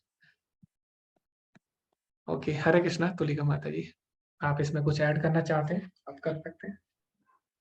यस प्रभु जी ने तो सारे ही ऑलमोस्ट सारे ही पॉइंट्स ले लिए हैं। मैं सिर्फ ऐड ही करूंगी। मैं ये बोलूंगी कि जैसे हमारा जो ये शरीर है, तो वो कैसे काम करता है इंद्रियों के द्वारा। तो इंद्रिय के ऊपर मन होता है, मन के ऊपर बुद्धि होती है और बुद्धि के ऊपर आत्मा होती है। लेकिन अभी जो हमारा मन है वो बुद्धि के ऊपर है, यानी बुद्धि को मन का कंट्रोल करना चाहिए। लेकिन हमारी जो बुद्धि है वो मन की सेविका हो गई है। तो जैसे जैसे मन चाहता है वैसे वैसे बुद्धि हमारी उस चीज के लिए प्लानिंग करती है। तो बुद्धि की जो डिसीजन कैपेसिटी है वो ऑलमोस्ट खत्म हो गई है अभी के समय में।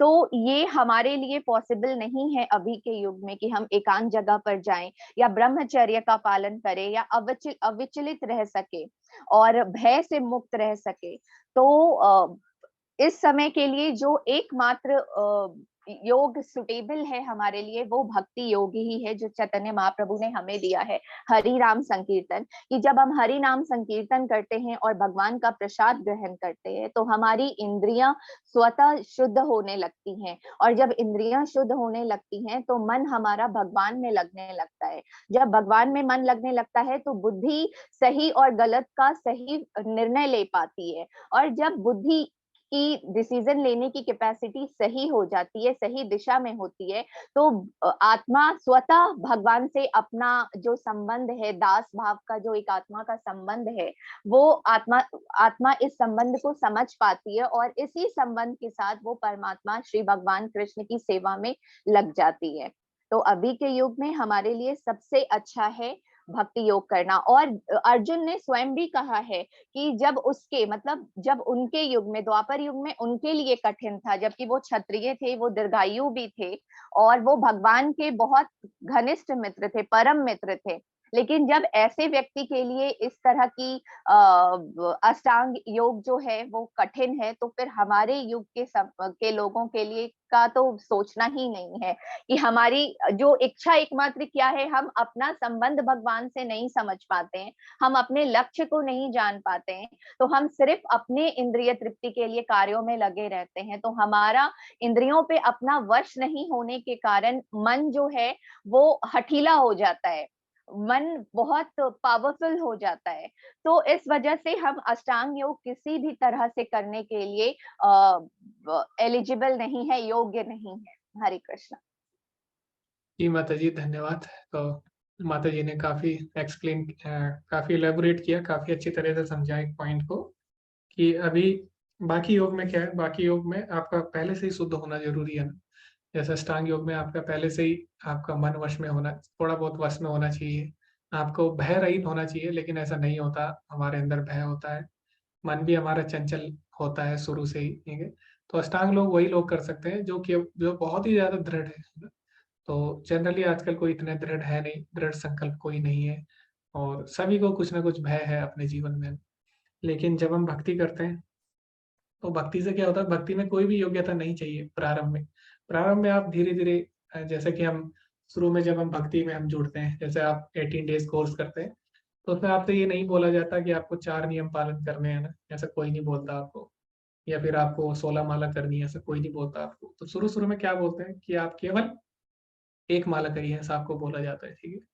तो क्या होता है, जब आप भगवान का नाम लेंगे, धीरे धीरे क्या होगा, भगवान का नाम लेते हैं, उसके बाद आपके अंदर शक्ति आ जाती है कि आप नियमों का पालन कर सकें। उसके बाद आपको नियम बताए जाते हैं, फिर आप धीरे धीरे उसका पालन करते हैं, धीरे धीरे फिर और नियम बताए जाते हैं, धीरे धीरे आप भक्ति के सारे नियमों का पालन करने लग जाते हो। तो ऐसा नहीं है कि आपको पहले दिन ही बोला जाता है आप 16 माला करिए, 4 नियमों का पालन करिए, ऐसा बिल्कुल भी नहीं होता। तो भक्ति करने से धीरे धीरे ही व्यक्ति शुद्ध होता है और धीरे धीरे आगे बढ़ता है, भगवत प्राप्ति कर लेता है। लेकिन बाकी योग में क्या है, आपको पहले से शुद्ध होना पड़ेगा, पहले से आपको दृढ़ होना पड़ेगा, भय रहित होना पड़ेगा, चिंता रहित होना पड़ेगा। तो ऐसा नहीं होता। जबकि तो भक्ति योग कैसा है, भक्ति योग ऐसा है जैसे दवाई। दवाई क्या है, धीरे धीरे खाते खाते ही बीमारी सही होती है ना। ऐसा नहीं है कि जब हम सही हो जाएंगे तब हम दवाई खाएंगे, ऐसा नहीं होता ना। तो इसीलिए भक्ति योग क्या है, प्रैक्टिकल है, बहुत ही ज्यादा व्यवहारिक है। जी हरे कृष्णा। मधु माता जी कुछ अगर इसमें आप ऐड करना चाहें। हरे कृष्ण प्रभु जी, सभी चीज ऑलमोस्ट कवर हो चुकी है। इसमें 2-3 पॉइंट्स हैं जो मेरे ग्रुप के लोगों ने सभी अच्छे अच्छे पॉइंट्स दिए थे। तो प्रभु जी, पहली बात इसमें ये कही गई है कि आधुनिक युग की विशेषता ही यही है कि वो अल्पकालिक जीवन के लिए घोर संघर्ष है।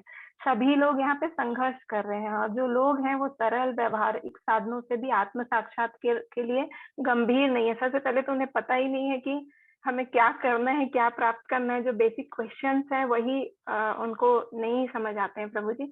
तो उसमें जीवन, ये सभी चीजों से विरक्ति, त्याग या जीवन शैली आसान, जैसे अलग से जाके जंगल में जाके इन सब भौतिक व्यवस्थाओं के बीच में विरक्ति जैसे साधन, ये समझ में ही नहीं आती प्रभु जी। तो ये क्वेश्चन समझना ही एक खुद में स्ट्रगल है। तो व्यवहारिक रूप से अगर अर्जुन को देखा जाए तो वो खुद एक बड़े भक्त थे, साधु थे, सभी सद्गुणों से सभी सद्गुण उनमें थे, दीर्घायु थे, और हर तरीके की चीजें करने में सक्षम होने के बावजूद वो कहते हैं कि ये कठिन है, ये विधि कठिन है। तो आधुनिक युग के लिए तो ये संभव ही नहीं है प्रभु जी। और दूसरा ये है कि जो भक्त है उसके पास कई सीढ़ियां हैं। जैसे 9 तरीके के जो भक्ति की विधि है, उनमें से किसी एक को भी अगर उन्होंने आगे बढ़कर उसमें साक्षात्कार कर लिया, किसी एक तरीके से भी वो कंटिन्यू कर सकते हैं प्रभु जी 9 विधियों में। तो इसमें ऐसा नहीं है कि किसी भी विरक्ति के थ्रू जा रहे हैं, बल्कि वो और भगवान में अपना मन रमा के उसका रस आस्वादन करके परमात्मा तक पहुंच रहे हैं प्रभु जी। तो ये सुगम विधि है। दूसरा है, कोई भी कृत्रिम तरीके से बहुत दिनों तक इन्हें मन को वश में रखना किसी के लिए भी बहुत कठिन कार्य है। तो जो भक्त है वो हमेशा अपने डे टू डे में, दिन भर की दिनचर्या में ही इतना व्यस्त रहता है कि उसे ये सब सोचने का मौका ही नहीं रहता प्रभु जी। तो वह उसके लिए भगवान तक पहुंचना, भगवान को महसूस करना बहुत आसान हो जाता है। और जो कहा गया है कि जो इसमें एक आया है आत्मांथम रथिनम विद्धि शरीरम रथमेव च बुद्धिम तु सारथिम विधि मनः प्रग्रमेव च इंद्रियाणि हयानुहुर्विषयांस्तेषु गोचरान आत्मकेंद्रीय मनोयुक्तम भोक्तेत्याहु मनीषिणः। यानी प्रत्येक व्यक्ति इस भौतिक शरीर रूपी रथ पर आरूढ़ है और बुद्धि इसका सारथी है।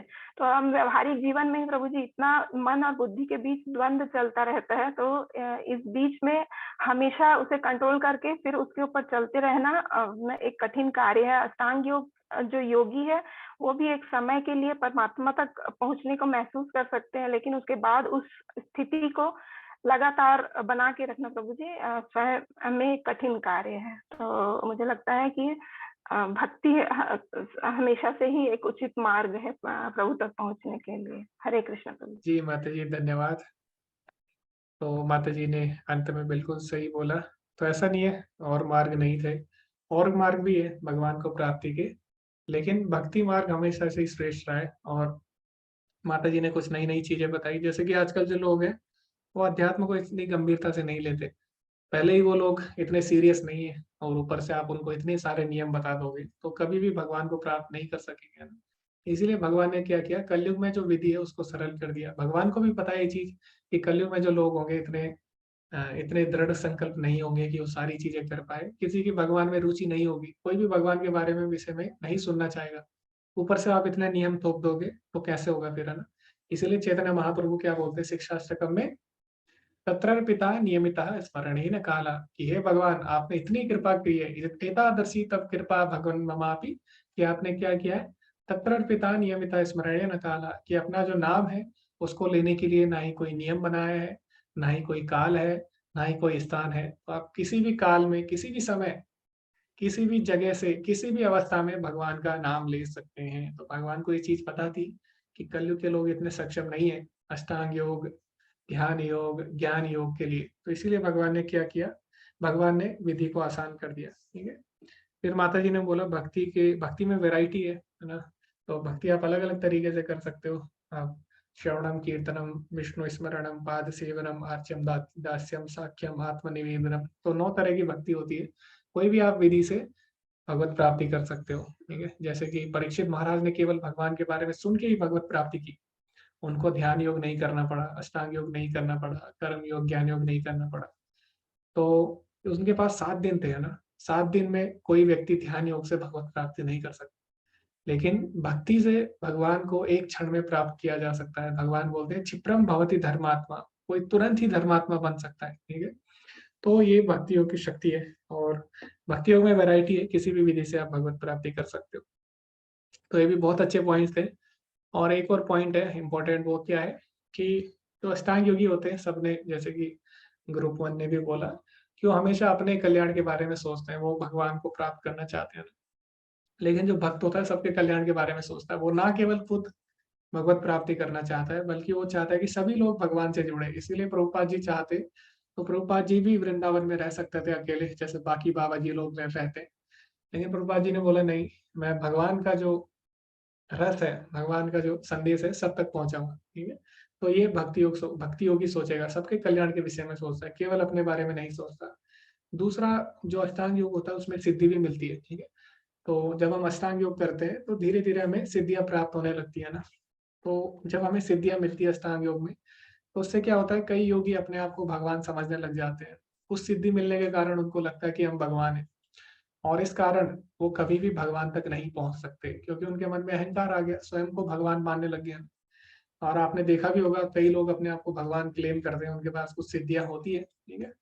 तो इसीलिए उनका पतन हो जाता है। ठीक है। एक बार प्रभुपाद जी के पास भी कुछ डिवोटीज आए थे, उन्होंने बोला कि प्रभुपाद एक बाबा है, वो क्या कर सकते हैं, वो हवा में उड़ सकते हैं। ठीक है। तो वो अपने आप को भगवान बोलते हैं। तो प्रभुपाद जी ने बोला तो इसमें कौन सी बड़ी बात है, अगर वो हवा में उड़ सकते हैं। हवा में तो चिड़िया भी उड़ सकती है ना। तो हवा में उड़ना हमारे जीवन का उद्देश्य नहीं है। ठीक है। तो प्रभुपाद जी ने ऐसा बोला। तो हवा में उड़ना हमारे जीवन का उद्देश्य नहीं है। जन्म, मृत्यु, जरा, व्याधि से बाहर निकलना, इस भौतिक संसार से बाहर निकलना हमारे जीवन का उद्देश्य होना चाहिए। लेकिन जो अष्टांग योगी होते हैं सिद्धियों के कारण वो अपना उद्देश्य भूल जाते हैं, ठीक है। कुछ सिद्धियों के कारण अपने आप को भगवान समझने लगते हैं। इसी प्रकार एक और योगी था, एक योगी प्रभुपाद जी के पास आते हैं, वो बोलते हैं कि मैं पानी पे चल सकता हूँ, है ना, और चाहे तो मैं आपको करके भी दिखा सकता हूँ, मैं पानी के ऊपर चल सकता हूँ, मेरे को सिद्धि प्राप्त है। तो प्रभुपाद जी ने बोला तुम्हारी जो सिद्धि है वो 25 पैसे की सिद्धि है। तो योगी बहुत ही क्रोधित हो गया कि मैंने इतने साल तपस्या की हिमालय में, बड़ी मुश्किल से मुझे ये सिद्धि प्राप्त हुई है कि मैं पानी के ऊपर चल सकता हूँ, और मैंने इतनी तपस्या की है, इतना व्रत किया, इतना त्याग किया है, और आप बोल रहे हो कि आपकी सिद्धि 25 पैसे की है। प्रभुपाद जी ने बोला हाँ, आपकी सिद्धि 25 पैसे की है, क्योंकि आप पानी के ऊपर चल के नदी पार कर सकते हो, और वही काम मैं क्या कर सकता हूँ, 25 पैसे में एक नाव वाले से भी करा सकता हूँ ना। तो मैं 25 पैसे में एक नाव करके मैं नदी के पार जा सकता हूँ। तो फिर आपकी सिद्धि जो है वो 25 पैसे की हुई ना। तो इस प्रकार प्रभुपाद जी ने बोला, ठीक है। तो हमें समझना होगा हमारे जीवन का उद्देश्य सिद्धि प्राप्त करना नहीं है। हमारे जीवन का उद्देश्य क्या होता है, भगवत प्राप्ति करना। लेकिन अष्टांग योगी ऐसा सोच लेते हैं कभी कभी सिद्धि प्राप्त होने के कारण, जिससे वो जो योग का उद्देश्य है समाधि तक नहीं पहुंच पाते, ठीक है। तो ये भी एक डिसएडवांटेज है ना, अष्टांग योग का। तो आगे हम बढ़ते हैं धीरे धीरे, प्रभुपाद जी इस पे क्या बोलते हैं। तो अभी प्रभुपाद जी अर्जुन के बारे में बताते हैं, अर्जुन ने क्यों मना किया। तो जैसे कि हम लोग चर्चा कर चुके हैं, जरा सोचिए उसकी क्या योग्यता है। तो अर्जुन के बारे में बता रहे हैं, उसकी क्या योग्यता है। वह कृष्ण का प्रत्यक्ष मित्र है, वह भगवान का मित्र है, प्रत्यक्ष रूप में भगवान के साथ है, और वह एक महान योद्धा है। उनके पास प्रशासनिक क्षमता है, और साथ ही उसका ज्ञान, अपने ज्ञान की तुलना इस भगवत गीता को उन्होंने 1 घंटे के भीतर समझ लिया। यह भगवत गीता जो वर्तमान समय में एक जीवन में नहीं समझी जाती, इस भगवत गीता को उसने 1 घंटे में समझ लिया। तो वह कितना बुद्धिमान था, और वह शाही परिवार से ताल्लुक रखता था, सारी सुविधाएं अर्जुन के पास थी। तो अर्जुन कोई साधारण व्यक्ति नहीं है। उसने शिव जी से युद्ध करके उनसे पशुपात अस्त्र लिया है। उसने स्वर्ग लोक में जाके इंद्र से युद्ध कला सीखी। उसने अनेक देवी देवताओं से वरदान प्राप्त किए, ठीक है। तो वो कोई साधारण व्यक्ति नहीं है, अर्जुन के पास सारी कलाएं हैं। ऊपर से वो भगवान का मित्र भी है, भगवान के साथ रहता है हमेशा, है ना। तो इससे बड़ा और क्या होगा। और बहुत ही महान योद्धा है, और बहुत ही पावरफुल भी है। तो प्रशासनिक एडमिनिस्ट्रेटिव भी है ना। तो वो क्या है, एडमिन भी है। वो उसके पास पूरी सेना है, सब है उसके पास, ठीक है। ऊपर से अर्जुन बहुत ही बड़ा ज्ञानी भी है, इसीलिए उसका नाम क्या है, गुड़ाकेश। गुड़ाकेश का मतलब होता है जिसने अज्ञान को जीत लिया। गुड़क यानी अंधकार, तो अंधकार को जीत लेने वाला, इसीलिए उसका नाम गुड़ाकेश है। और जो भगवत गीता हम पूरे जीवन नहीं समझ सकते, अर्जुन ने 1 घंटे में समझ ली। और अर्जुन का अगर हम बैकग्राउंड देखें, उसका परिवार है ना, उसके परिवार में कितने महान महान लोग हुए, ठीक है। कुरु और भीष्म, पांडु, कितने महान महान राजा हुए। तो अर्जुन कोई छोटा मोटा व्यक्ति नहीं है, इतनी उसके पास योग्यताएं हैं। लेकिन उसने क्या किया, वह स्वीकार कर रहा है कि यह मेरे लिए संभव नहीं है, तो उसने अष्टांग योग करने से मना कर दिया। क्या आपको लगता है कि आपके लिए ऐसी अनुकूल परिस्थिति में 5000 साल पहले अर्जुन के लिए क्या असंभव था। यानी अर्जुन के लिए 5000 साल पहले ये कोई बड़ी बात नहीं थी, उसके पास सारी योग्यताएं थी। क्या वह आपके बस का है। तो जब उसने मना कर दिया, तो आज आप कैसे कर सकते हैं। तो 5000 साल पहले तो मोबाइल भी नहीं था, व्हाट्सएप भी नहीं था, यूट्यूब भी नहीं था, तब कोई भी डिस्ट्रैक्शन नहीं था, टीवी भी नहीं था ना। तो 5000 साल पहले जब कोई डिस्ट्रैक्शन नहीं था, तब अर्जुन ने मना कर दिया। और इतने बड़े योद्धा ने मना किया, इतने ज्ञानी, इतने भगवान के बड़े भक्त ने मना कर दिया। तो हम तो अर्जुन के सामने कुछ भी नहीं है, ठीक है। तो प्रभुपाद जी बोलते हैं, क्या आप अर्जुन की श्रेणी के हैं। नहीं, हम अर्जुन की श्रेणी के 1000 गुना कम हैं। बल्कि 1000 गुना तो कम ही लिखा है प्रभुपाद जी ने। मुझे तो लगता है हम अर्जुन से करोड़ गुना कम है ना। तो हम अर्जुन की तुलना में कुछ भी नहीं है, कुछ भी नहीं है। और जो अर्जुन के लिए असंभव था, क्या वह हमारे लिए संभव है। तो जब अर्जुन के लिए संभव नहीं है, तो फिर हमारे लिए कैसे संभव होगा अष्टांग योग। तो हमें ये चीज सोचनी चाहिए। तो हमें क्या करना है, सभी को भक्ति में लगाना होगा, ठीक है। तो इसीलिए हमें उन्हें परेशान करना होगा। तो प्रभुपाद जी बोलते हैं, कभी कभी आप लोगों के पास जाएंगे, उनको बोलेंगे आप हरे कृष्ण महामंत्र का जप करो, आप भगवत गीता पढ़ो, तो उनको लग सकता है कि आप उन्हें परेशान कर रहे हैं। लेकिन प्रभुपाद जी बोलते हैं हमें परेशान करना होगा, हमें सबके पास जाना होगा, उन्हें भक्ति से जोड़ना होगा, यही हमारा कर्तव्य है। हमें इन ईर्ष्यालु व्यक्तियों को परेशान करना होगा। हरे कृष्णा, उन्हें परेशान करना हमारा कर्तव्य है, और यही सबसे बड़ी सेवा है। तो भले ही उसको अभी लग रहा हो कि आप उसको परेशान कर रहे हो, लेकिन नहीं, वास्तव में आपसे बड़ा हितैषी उसका कोई नहीं है ना? तो किसी को बहुत अच्छी चीजें देना, बहुत अच्छे गिफ्ट देना, किसी का आप इलाज भी करा देते हैं, उससे सबसे बड़ी सेवा क्या है? उसको भगवान से जोड़ना। क्यों? क्योंकि आप किसी का इलाज कराते हो तो हमेशा नहीं होगा, है ना? कुछ समय बाद दोबारा उसको जन्म मृत्यु जरा व्याधि आनी ही आनी है जब तक भौतिक जगत में है। तो कितना भी आप कुछ कर लो किसी के लिए, लेकिन जब तक आप उसको भगवान से नहीं जोड़ोगे तब तक उसको उसके जीवन में दुख आता रहेगा, जन्म मृत्यु जरा व्याधि आता रहेगा। तो इसीलिए अगर किसी की सबसे बड़ी सेवा करनी है तो उसको आप भगवान से जोड़िए, ठीक है? तो रूपा जी यहाँ पे उदाहरण देते हैं, जैसे कोई आदमी सो रहा हो और उसे कोई मारने के लिए आ रहा हो, तो दूसरा दोस्त बोलेगा, ए मिस्टर जागो जागो। तो वहां कह सकता है कि तुम मुझे क्यों परेशान कर रहे हो, लेकिन यही उसकी सबसे बड़ी सेवा है, वह बच तो जाएगा कम से कम। तो इसी तरह जब आप किसी को भक्ति करने के लिए बोलते हो तो हो सकता है वो इतना इंटरेस्ट ना ले कोई, ठीक है, लेकिन फिर भी आपको नहीं छोड़ना है ना, आपको प्रयास करते रहना है कि किसी ना किसी तरह सबको भक्ति में लगाते रहें, ठीक है। तो हो सकता है उन्हें बुरा लग रहा हो कि आप क्यों ऐसा बोल रहे हैं, लेकिन आपको फिर भी करना है, यो यही सबसे बड़ी सेवा है। तो प्रभुपाद जी ने यहाँ पे उदाहरण भी दिया, मान लीजिए घर में आग लगी है और आप किसी को जगा रहे हो, आग लगी है उठो उठो, तो वो व्यक्ति बोलेगा अरे सोने दो मुझे, क्यों परेशान कर रहे हो, लेकिन आप तो उसकी सेवा कर रहे हो, उसको बचा रहे हो ना। इसी तरह हमें क्या करना है, प्रचार करना है भगवत गीता का। लोग आपको बोलेंगे कि आप ऐसा क्यों कर रहे हो, आप ऐसा मत करो, लेकिन यही सबसे बड़ी सेवा है और आपको करना ही पड़ेगा। उनको बचाने के लिए आपको ये करना ही पड़ेगा।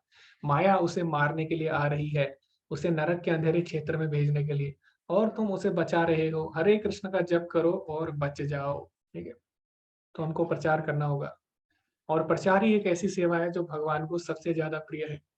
तो अभी देखते हैं प्रभुपाद जी क्या बोलते हैं। तो कृष्ण भावना भावित व्यक्ति खाली नहीं बैठ सकता, वह सोचता है कि जीवन का इतना अच्छा दर्शन क्यों न वितरित किया जाए, यही उसका मिशन है। एक योगी अपने स्वयं के उत्थान के से संतुष्ट हो सकता है। वह एकांत स्थान पर बैठे हैं, योग का अभ्यास कर रहे हैं, स्वयं को दिव्य जीवन में ऊपर उठा रहे हैं, लेकिन यह उसकी निजी चिंता है। लेकिन एक भक्त केवल अपने आप को ऊपर उठाने से संतुष्ट नहीं होता है। हम वैष्णव को अपना सम्मान देते हैं। वांछा कल्पतरुभ्यश्च कृपा सिंधुभ्येव च पतितनां पावनेभ्यो वैष्णवेभ्यो नमो नमः। तो यही अंतर है एक वैष्णव में और एक अष्टांग योगी में। अष्टांग योगी केवल अपने बारे में सोचेगा, वो प्रचार नहीं करेगा। क्यों करेगा प्रचार? उसको भगवान की सिद्धि प्राप्त हो रही है, उसे सारी चीजें प्राप्त हो रही है, उसे नहीं चिंता दूसरों की। लेकिन एक भक्त क्या करता है, जोखिम लेगा। उसको भगवत प्राप्ति हुई है या नहीं हुई उसका कोई मतलब नहीं, लेकिन वो चाहेगा कि सभी को मैं भगवान से जोड़ूं। उसके लिए वो कठिन प्रयास करेगा। जैसे हम देखें प्रभुपाद जी ने कितना प्रयास किया ना, अमेरिका गए और बहुत ही कठिनाई भरा उनका ये यात्रा रही, और बहुत ही उनको कष्ट झेलने पड़े, है ना, और बहुत उनको संघर्ष करना पड़ा।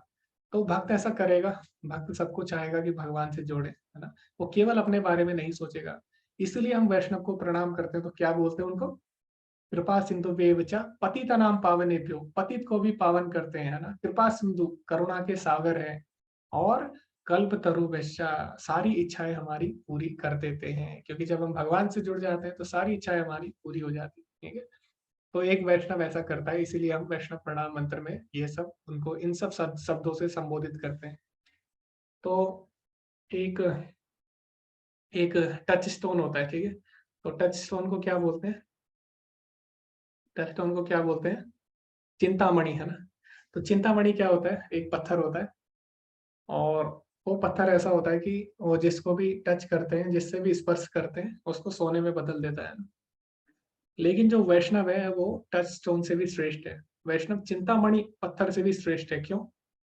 क्योंकि चिंतामणि पत्थर किसी को टच करके सोना बना सकता है, लेकिन किसी को टच करके वो चिंतामणि पत्थर नहीं बना सकता। लेकिन एक वैष्णव किसी को स्पर्श करके वैष्णव बना देता है। तो इसीलिए वैष्णव जो है वो टच स्टोन से श्रेष्ठ है, ठीक है। तो इसीलिए हम वैष्णव को प्रणाम करते हैं, उनका आदर करते हैं, और करना चाहिए। इसीलिए उपदेशक भक्त भगवान का सबसे प्रिय भक्त होता है, और ऐसा भक्त जो भगवान के नाम का प्रचार करेगा वो भगवान का सबसे प्रिय है। तो भगवान अंतिम अध्याय में भगवत गीता के बोलते हैं, है ना। तो भगवान ने अंतिम अध्याय में क्या बोला है कि उससे प्रिय मुझे कोई भी नहीं है जो मेरे इस दिव्य संदेश का प्रचार करता है। यह भगवत गीता में कहा गया है। वे बाहर जा रहे हैं, उपदेश दे रहे हैं, विरोधी तत्वों से मिल रहे हैं। कभी वे पराजित होते हैं, कभी निराश होते हैं, कभी समझाने में सक्षम होते हैं, लेकिन वह प्रयास है कि मैं जाकर कृष्ण भावना मृत का प्रचार करूंगा। भगवान की सबसे अच्छी सेवा यही है। तो भक्त कितने संघर्ष करते हैं हमारे लिए, तो आज जो हमें भगवत गीता मिल रही है घर बैठे बैठे, वो कहीं ना कहीं प्रभुपाद जी का ही प्रयास है या भक्तों का ही प्रयास है यानी। तो भक्त कितने प्रयास करते हैं हमारे लिए, और ऐसा नहीं है कि ये बहुत ही आसान है, उन्होंने किया और हो गया। इसके लिए उन्हें बहुत कष्ट झेलने पड़ते हैं। ठीक है, हम देखते हैं बांग्लादेश में कई भक्त हैं, कई अन्य देशों में, पाकिस्तान में भी भक्त हैं। तो आपको क्या लगता है कि उनका जीवन ऐसे ही होगा जैसे हमारा है? नहीं, ऐसा नहीं है। ठीक है, उन पे बहुत अत्याचार होते हैं। और यहाँ पे भी, इंडिया में भी हम देखें, प्रचार करना इतना आसान नहीं है। मायापुर में जब मंदिर बना, वहां पे भी भक्तों पे बहुत अत्याचार हुए, भक्तों पे गोलियां चली, उन पे बम भी फेंके गए। तो इवन अगर हम इंडिया में भी देखें तो इतना आसान नहीं है प्रचार करना। लेकिन इस्कॉन में जो भक्त हैं, कृष्ण भावनामृत का प्रचार पूरे विश्व में कर रहे हैं, कितने उनको खतरे झेलने पड़े होंगे। तो आज लेकिन फिर भी उन्होंने क्या किया, हार नहीं मानी, भगवान के नाम का प्रचार करते रहे, और उन्हीं के कारण भगवान का संदेश हम तक पहुंच पा रहा है। तो इसीलिए भगवान बोलते हैं जो व्यक्ति प्रचार करते हैं वो भगवान को सबसे अधिक प्रिय है। ठीक है, तो योग का अभ्यास विशेष रूप से कृष्ण भावनामृत में भक्ति योग बहुत ही कठिन कार्य प्रतीत हो सकता है, लेकिन अगर कोई बड़े दृढ़ संकल्प के साथ सिद्धांतों का पालन करता है तो भगवान निश्चित रूप से मदद करेंगे, क्योंकि भगवान उसकी मदद करते हैं जो खुद की मदद करते हैं। तो भक्ति योग क्या है? भक्ति योग रेसिप्रोकेशन है ना। तो दोनों में क्या है, आदान प्रदान है। तो कुछ आपको करना होता है, कुछ भगवान को करना होता है। ऐसा नहीं है कि हम सब चीज भगवान के भरोसे छोड़ दें और हम क्या करें, सो जाए, है ना, ऐसे नहीं करना। तो भक्ति में दोनों चीजें जरूरी है, प्रयास और भगवान की कृपा। तो कृपा और प्रयास दोनों जरूरी है। कुछ प्रयास आपको करना है, कुछ कृपा भगवान करेंगे। तो जहाँ पे आप नहीं कर पाओगे प्रयास, वहां पे भगवान शक्ति देंगे। ठीक है, और जहाँ पे भगवान की कृपा होगी उससे आप और अच्छे से प्रयास कर सकोगे। तो प्रयास और कृपा साथ साथ चलती है। तो इसीलिए भक्ति में दोनों जरूरी है, भगवान की कृपा भी और हमारा प्रयास भी। तभी हम भगवान की अच्छे से भक्ति कर पाएंगे। ठीक है, तो यही भक्ति योग है और यही भगवद गीता का सार भी है। तो इसी के साथ आज का अध्याय समाप्त होता है। धन्यवाद सभी का। हरे कृष्ण। ओके, तो किसी का कोई प्रश्न है या कोई बिंदु कोई शेयर करना चाहे तो आप कर सकते हैं। या हरे कुछ? कृष्ण प्रभु जी। जी जी प्रभु जी साधना चार्ट के लिए एक बार बोल दीजिए। जी। तो आप सभी लोग साधना चार्ट भरिए सीरियसली, क्योंकि हम सभी लोग उसको नोटिस करते हैं। ऐसा नहीं है कि कोई उसको नहीं देखता। तो माता जी और मैं भी काफी समय से नोटिस कर रहे हैं हम लोग कि बहुत ही कम लोग साधना चार्ट भरते हैं, लगभग 8 या 9 लोग भरते हैं। तो आप सभी लोग भरिए, आपको कुछ नहीं करना है ना, 1 मिनट लगता है उसको करने में, तो आप 1 मिनट का समय दीजिए, उसको भरिए। ये हरे कृष्णा। प्रवीण माता जी। हरे कृष्णा प्रभु जी साधना चार्ट जैसे मैं फिल करती हूँ, डेली फिल करती हूँ, तो वो ना फिल करने के बाद फिर वो दिखा देते कि भी आपका सबमिट हो गया, मतलब जैसे नेक्स्ट डे ओपन नहीं होता फिर वो। तो क्या आप हर डेली मुझे मतलब डेली डालेंगे उसको साधना चार्ट को, या उसी वो एक ही मतलब होगा? उसको डेली भरना पड़ता है। माता जी नहीं, मैंने लिंक चेंज करके दूसरा लिंक सेंड किया था, उसमें आप डेली भर सकते हो। हाँ मैं एक नहीं बार माता जी, send कर दूंगी जो ग्रुप में। हाँ वो आप है ना एक बार और भेज दीजिएगा फिर। मैं भरती तो डेली हूँ। हाँ ठीक है, प्रभु मैं जी भेज मुझे दूंगी। हाँ जी, हरे कृष्णा प्रभु जी। हरे कृष्णा। हरे कृष्णा माता जी। हरे कृष्णा प्रभु जी। जी माता जी। जी प्रभु जी मेरा एक क्वेश्चन है, आज की क्लास से रिलेटेड तो नहीं है लेकिन थोड़ा सा अलग है, पूछ सकती हूँ? जी माता जी, पूछिए। ये जो जैसे हम लोगों को जैसे हम पढ़ रहे हैं कि जो जैसी हम इच्छा लेके मरते हैं, मतलब हमें अगला जीवन वही मिलता है। और जो देवी देवता हैं वो भी, उनके भी जो है उनकी भी एक आयु निश्चित है। जी और जी उनके उनके पुण्यशील होने पे और वो वापस इसी धराधाम पे, मतलब उनकी भी मृत्यु होती है और वो वापस इसी धरती पे जन्म लेते हैं। जी जी तो जी जो ये अमृत का है, अमृत जो पीकर, अमृत का जो चीज है, जो अमृत पीते हैं, और अमृत से कहा जाता है कि अमृत पीने के बाद अजर अमर हो जाते हैं, कोई मरता नहीं है। तो देवी देवताओं ने अमृत पी रखा है, तो फिर वो उनकी मृत्यु कैसे होती है? मतलब उनकी मृत्यु तो फिर होनी नहीं चाहिए ना। जी माता जी, तो यही प्रश्न मैंने भी पूछा था और ये बहुत ही अच्छा क्वेश्चन है। तो मैंने भी यही क्वेश्चन पूछा था जब मैंने ये पढ़ा था कॉन्सेप्ट। ठीक है, तो वहां पे बताया था कि अमृत का मतलब ये है कि उनकी कोई मृत्यु नहीं कर सकता, है ना, एक निश्चित समय से पहले। तो अमृत मतलब है वो बहुत आयु तक जी सकते हैं और वे कोई अपनी इच्छा से उनको नहीं मार सकता। जैसे कि हम सोचे हम किसी देवी देवता को, जैसे बहुत असुर सोचते हैं कि हम क्या करेंगे, देवी देवता को मार देंगे, तो इसी के कारण उनको अमृत दिया गया। अमृत मतलब उनकी इच्छा से नहीं मरेंगे वो, और अगर कोई मारना चाहे नहीं मरेंगे। एक निश्चित काल होगा जब जो उनका कल्प होता है उसका अंत होता है, उसी समय वो मर सकते हैं, उससे पहले उन्हें कोई नहीं मार सकता। तो अमृत का ये मतलब था वहाँ। ठीक है माता जी, तो मैंने भी ये नहीं क्वेश्चन अभी पूछा था। एक्चुअली अमृत अभी भी मतलब ये समझ नहीं है में माता जी, अमृत मतलब जैसे अभी हम हैं तो हम लोग बीमार हो सकते हैं, हमें कोई मार सकता है ना, लेकिन हाँ देवी जी। देवता को आप नहीं मार सकते। ठीक नहीं है। मतलब कोई नहीं मार सकता, लेकिन उनकी आयु तो निश्चित है ना, तो उनकी आयु हाँ की तो जब निश्चित है तो फिर अमृत पीने के बाद भी वो आयु, मतलब जी माता जी, तो आयु अमृत, बढ़ जाएगी उनकी। नहीं नहीं आयु बढ़ेगी नहीं माता जी। क्या होता है जब प्रलय होता है ना माता जी, तो जो भी हमारी भौतिक सृष्टि है सब विनाश हो जाता है, इसमें कोई भी प्राणी नहीं रहता उस समय। ठीक है, तो उस समय उनका नाश हो जाएगा, अमृत का मतलब ये है ना। मतलब सृष्टि के हाँ युग के काल मतलब जो भी युग बीतेगा, मतलब सृष्टि के अंत के टाइम पे तो उनका अंत तो होगा ही होगा। जी जी जी। तो जैसे ब्रह्मा जी की आयु 100 वर्ष है, हालांकि मतलब पृथ्वी की आयु से तो अलग है, 100 हाँ वर्ष है। तो अगर उन्होंने अमृत पिया है, मतलब 100 वर्ष के बाद कल्प समाप्त हो जाता है, जैसे मतलब ये पूरा नहीं कलयुग। नहीं, 100 वर्ष नहीं माता जी, ब्रह्मा जी के जो 2 दिन होते हैं, एक दिन और एक रात, वो उनका एक कल्प होता है माता जी। ठीक है। अच्छा अच्छा, जी हम्म, प्रभु जी। तो उसमें हमारी जो भौतिक सृष्टि है उसका नाश होता रहता है। ब्रह्मा जी का जो लोक होता है उसका 100 साल बाद होता है, यानी 100 साल में कितने, 100 साल में उनके आप लगा लो, एक दिन में उनके 2 कल्प आते हैं माता जी, है ना। तो 100 साल में कितने हो गए, 100 × 365 × 2, इतने उनके कल्प हो गए इसमें। ठीक हाँ जी हाँ जी, है जी। ठीक है प्रभु जी। तो मतलब ये था कि भाई अमृत पीने के बाद भी उनकी आयु मतलब अमर हाँ, नहीं है, वो अमर मृत्यु नहीं माता निश्चित जी। ही है। जी जी जी। जी जी माता जी। हरे तो कृष्ण प्रभु जी। अमर कोई नहीं है, जो भी भौतिक तत्व है कोई भी अमर नहीं है। और अमर अगर कोई है तो भगवान बोलते हैं केवल आत्मा है, आत्मा को कोई नहीं मार सकता। भगवान बोलते भी है कि जो शरीर है वो क्या होता है, परिवर्तित होता रहता है। देहिनो अस्मिन् यथा देहि कौमारम यौवनम जरा ना, तो शरीर कौमार, युवा और वृद्धावस्था से गुजरता है और नया शरीर प्राप्त होता है। लेकिन आत्मा अमर अजर अमर है। तो देवता अजर अमर है, तो आत्मा तो अजर अमर है ही देवताओं की। ठीक है, लेकिन शरीर उनका बीच में नहीं मर सकता, तो उनका एक निश्चित आयु में ही वो शरीर त्याग सकते हैं। अमर का मतलब ये है, अमर का मतलब ये नहीं है कि हमारी तरह उनको बीमारी आएगी। देवता को कोई बीमारी नहीं होती। ठीक है, हमारी तरह उनको बीमारी आएगी, हमारी तरह कोई भी उनको मार देगा, ऐसा नहीं होगा। तो जब एक निश्चित समय होगा तभी वो लोग शरीर त्यागेंगे। अमर का मतलब ये है। अमर कोई नहीं है, आत्मा है केवल अमर। जी हरे कृष्णा, प्रेम शंकर प्रभु जी, सरिता माता जी। प्रभु जी दंडवत प्रणाम। प्रभु जी साधना चार्ट का मुझे पूछना था। जी जी जी। वो अभी लास्ट महीने 7 तारीख को मैंने लास्ट भरा है, उसके बाद मुझे लिंक ही नहीं मिला प्रभु जी। आप ग्रुप में हो ना प्रभु जी, ग्रुप में लिंक आते हैं हाँ डेली ग्रुप में माता हूँ प्रभु जी, ग्रुप में मैंने जी। देखा, ग्रुप में मिला नहीं मुझे। माता जी डालते हैं ग्रुप में। सुमिता माता जी आप इस पे कुछ बोलना चाहेंगे? प्रभु जी मैं रिसेंड कर दूंगी अभी। तो माता जी लास्ट महीने में 7 तारीख को भरा था, तो उसके बाद 8 तारीख से लेके अभी तक का भर दूं मैं उसमें?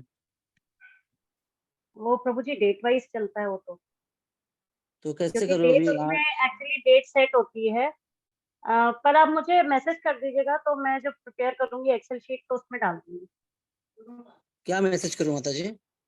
आप मेरे को हरे कृष्णा करके कर दीजिएगा और कौन सी डेट से कौन सी डेट तक क्या डालना है वो कर दीजिएगा। ठीक है। और ये जरा ये लिंक भेज दीजिए ना वापस, आज हाँ का, जी आज मैं से वापस डालता भेज हूँ। दूंगी मैं। ठीक है माता जी, हरे कृष्ण। हरे कृष्ण। जी हरे कृष्णा अशोक प्रभु जी। हरे कृष्ण प्रभु जी। अभी प्रवीण माता गुप्ता माता जी ने एक प्रश्न किया था, उसमें पहले के बीच में बात आ गई थी। तो प्रभु जी क्या एक बात और मैं ऐड करना चाह रहा हूँ, क्या हर युग के बाद पहले होता है? नहीं नहीं, हर युग के बाद नहीं होता प्रभु जी। अभी जैसे द्वापर युग हुआ था, है ना, तो अभी प्रलय नहीं हुआ। उससे पहले सतयुग हुआ था, पर युग के बाद नहीं होता प्रभु जी प्रलय, मनवंतर चतुर्युग के के बाद बाद होता होता है? है। नहीं एक नहीं चतुर्युग के बाद होता है? नहीं, चतुर्युग के बाद नहीं होता। चतुर्युग के बाद मनवंतर आते हैं, है ना। मनोज जी मनवंतर, हम, मनवंतर 71 चतुर्युगों से बनता है। हाँ उसके बाद 78 14, टू 71, उसके चतुर्युग टू बाद 71। तो उसके बाद 74 जो ऐसे जो 14 जो चौथा जो मनवंतर होते मनोन्तर, हैं वो 14 मिलके मनोन्तर, एक कल्प बनाते हैं। ठीक है, तो 14 हर कल्प, मनोन्तर। हाँ तो हर कल्प में होता है प्रभु जी। ये जो भौतिक जगत है इसका, जो ब्रह्मा जी से नीचे लोक है, स्वर्ग वगैरह इत्यादि, इनका सृजन विनाश होता है। लेकिन ब्रह्मा जी का जो लोक है उसका 100 सालों में नाश होता है ना। और जो उससे ऊपर है भगवान का आध्यात्मिक जगत, उसमें कभी भी प्रलय नहीं होता, भगवान बताते हैं। उसमें हमने देखा है भगवान 9वें अध्याय में बताते हैं। तो 8वें अध्याय में भगवान बताते हैं 21वें श्लोक में, ठीक है, अक्षरम, है ना, जिसका कभी भी क्षय नहीं होता। इति उक्तस्थम आहुर परमाम गति यम प्राप्य न निवर्तन्ते तद्धाम परमम मम। तो भगवान बोलते हैं अव्यक्त अक्षर यानी जिसका कभी भी नाश नहीं होता, तो वो मेरा धाम है, वहां जाके जीवात्मा वापस नहीं आती। वहीं भगवान बताते हैं ब्रह्मा जी तक का जो लोक है, भगवान 16वें श्लोक में बताते हैं 8वें अध्याय के, आप ब्रह्म भुवनात् लोकात् पुनरावर्तिनो अर्जुन, यानी ब्रह्मा जी तक जितने भी लोग हैं सब में जन्म मरण का चक्कर है ना। और माम उपेते तो कौनते पुनर्जन्म न विद्यते, लेकिन जो मुझे प्राप्त कर लेगा वो पुनर्जन्म नहीं प्राप्त करेगा। तो ब्रह्मा जी तक जो लोग है, स्वयं ब्रह्मा जी भी, उनका भी जन्म मरण होता है प्रभु जी। जी जी, तो उनके 100 वर्ष के युग के बाद उनको भी 100 दिव्य वर्ष के बाद उनका हाँ, भी शरीर बदलना है। दिव्य वर्ष नहीं प्रभु जी, ब्रह्मा जी के 100 वर्ष अलग है। दिव्य वर्ष होता है जो देवताओं का एक, जो हमारा एक वर्ष होता है ना, वो देवताओं का एक युग होता है। और जो चतुर्युग होता है, ठीक है, और जो चतुर्युग होता है उसको एक दिव्य युग कहा जाता है, उसको एक दिव्य वर्ष कहा जाता है चतुर्युग को। 43 लाख 20 हजार वर्ष का हाँ, एक चतुर्युगी। जी जी जी जी जी। तो 10 गुणा 4,32,000। जी जी हाँ, जी हाँ, 10 वही 43 लाख जी 20 जी हजार। जी जी प्रभु जी।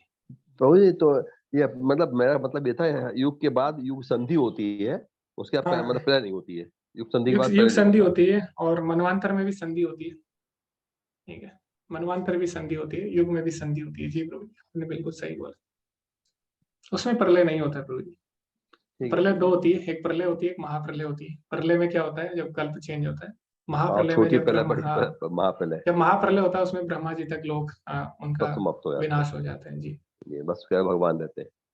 जी, भगवान हमेशा रहते हैं, वो जी क्योंकि हाँ, वो मुझे भौतिक जगत हमेशा से बस। ऊपर है। जी हाँ, जी हाँ। जी जी, हरे हरे कृष्ण कृष्ण। प्रभु जी, बहुत बहुत धन्यवाद। जी, तो ये सब हम 8वें अध्याय में हम ऑलरेडी पढ़ चुके हैं शायद, तो आप 8वां अध्याय पढ़ सकते हैं, उसमें भगवान बताते हैं इन सब के बारे में। नहीं, 8वां अध्याय अभी हमने इसमें कवर नहीं किया, लेकिन 18 डेज वाले में आपने किया था, उसमें आपने पढ़ा हुआ है इसमें। जी, हरे कृष्णा साकेत प्रभु जी। हरे कृष्ण प्रभु जी। प्रभु जी, परीक्षा के बारे में कुछ बताइए। जी जी, तो परीक्षा आपकी जो होगी उसमें क्लोज बुक क्वेश्चन होंगे आपके। क्लोज बुक क्वेश्चन मतलब उसमें आपको बुक में नहीं देखना, उसके लिए आपको अपने अपने कैमरा ऑन करना होगा कुछ समय के लिए। सभी लोगों को कैमरा ऑन करके परीक्षा देनी है, और उसमें शॉर्ट क्वेश्चंस होंगे ज़्यादा, मैक्सिमम, ताकि आप लोग, मैक्सिमम आपको आधा घंटा लगेगा, आधा घंटा या फिर 45 मिनट में आप कर लोगे, ठीक है।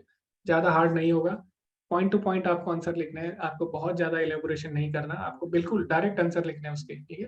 तो ऐसे छोटे छोटे क्वेश्चन होंगे, आपको छोटे छोटे उनके आंसर लिखने हैं डायरेक्ट, बिना बिना एक्सप्लेनेशन के। और 2 क्वेश्चन होंगे लॉन्ग क्वेश्चन, उनको आप थोड़ा बहुत एक्सप्लेन कर सकते हैं। बाकी आपको ओपन बुक क्वेश्चन दिए जाएंगे कुछ, उसमें से आपको 2 क्वेश्चन करने हैं ओपन बुक में, वो आपको अच्छी तरीके से एक्सप्लेनेशन के साथ करने होंगे। तो हर यूनिट के बाद आपका ओपन बुक होगा, क्लोज बुक होगा। ओपन बुक क्वेश्चन आप कभी भी जमा कर सकते हैं कुछ दिनों में, लेकिन क्लोज बुक जो होगा आपका एग्जाम, आपका कैमरा ऑन होगा, आपको उसी समय करके सबमिट करना होगा, ठीक है प्रभु जी। अच्छा, दोबारा एग्जाम कब होगा? मान लीजिए कि वो इस बार नहीं निकल पाया तब। हाँ, अगर हो सकता है उस दिन कुछ लोग अवेलेबल ना हो, तो अगले हफ्ते ही उनका हो जाएगा एग्जाम। जी। जी प्रभु जी। कठिन नहीं होगा ना?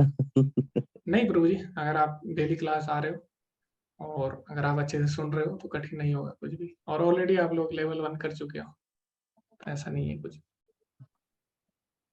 क्या लेवल 1 लेवल 2 का भी क्वेश्चन हो सकता है? नहीं, अगर आप लेवल 4 कर रहे हैं तो उसमें ऑलरेडी लेवल 1 2 कवर हो ही गया ना प्रभु जी। अगर किसी के पास 100 रुपए 10 रुपए हो गया ना उसके पास, मैंने भी उदाहरण दिया था ना आप, जी जी। जैसे भक्ति योग में अष्टांग योग हो गया, ऐसे ही अगर लेवल 4 है उसमें अच्छा, लेवल कुछ 1 क्वेश्चन आयर मिल सकता है? क्वेश्चन आंसर कुछ, क्या प्रभु जी कुछ क्वेश्चन आंसर का सेट मिल सकता है क्या? क्वेश्चन आंसर का सेट, ठीक है प्रभु जी, जी। मैं भेज दूंगा आपको, बट जो एक्चुअल में क्वेश्चन पेपर होगा वो ऐसा नहीं होगा जो मैं सेट नहीं भेजूंगा, ठीक, वो नहीं उससे ठीक है, आसान होगा। कुछ क्वेश्चन आंसर रहेगा तो किसी को बताने में भी हेल्प मिलती है उससे, जी जी जी प्रभु जी। जी, तो मैं कुछ और पढ़ना क्वेश्चन भी भेज ज्यादा दूंगा। सरल हो जाता है। जी जी जी जी, जी जी जी, कम धन्यवाद। से कम एक आध हजार क्वेश्चन दे तो बढ़िया रहेगा। जी जी जी प्रभु जी, धन्यवाद। ठीक है। ओके हरे ओके, कृष्ण। हरे कृष्ण। तो प्रभु जी ने जो अभी बोला सबके लिए ठीक है, तो मैं क्वेश्चन आंसर डाल दूंगा।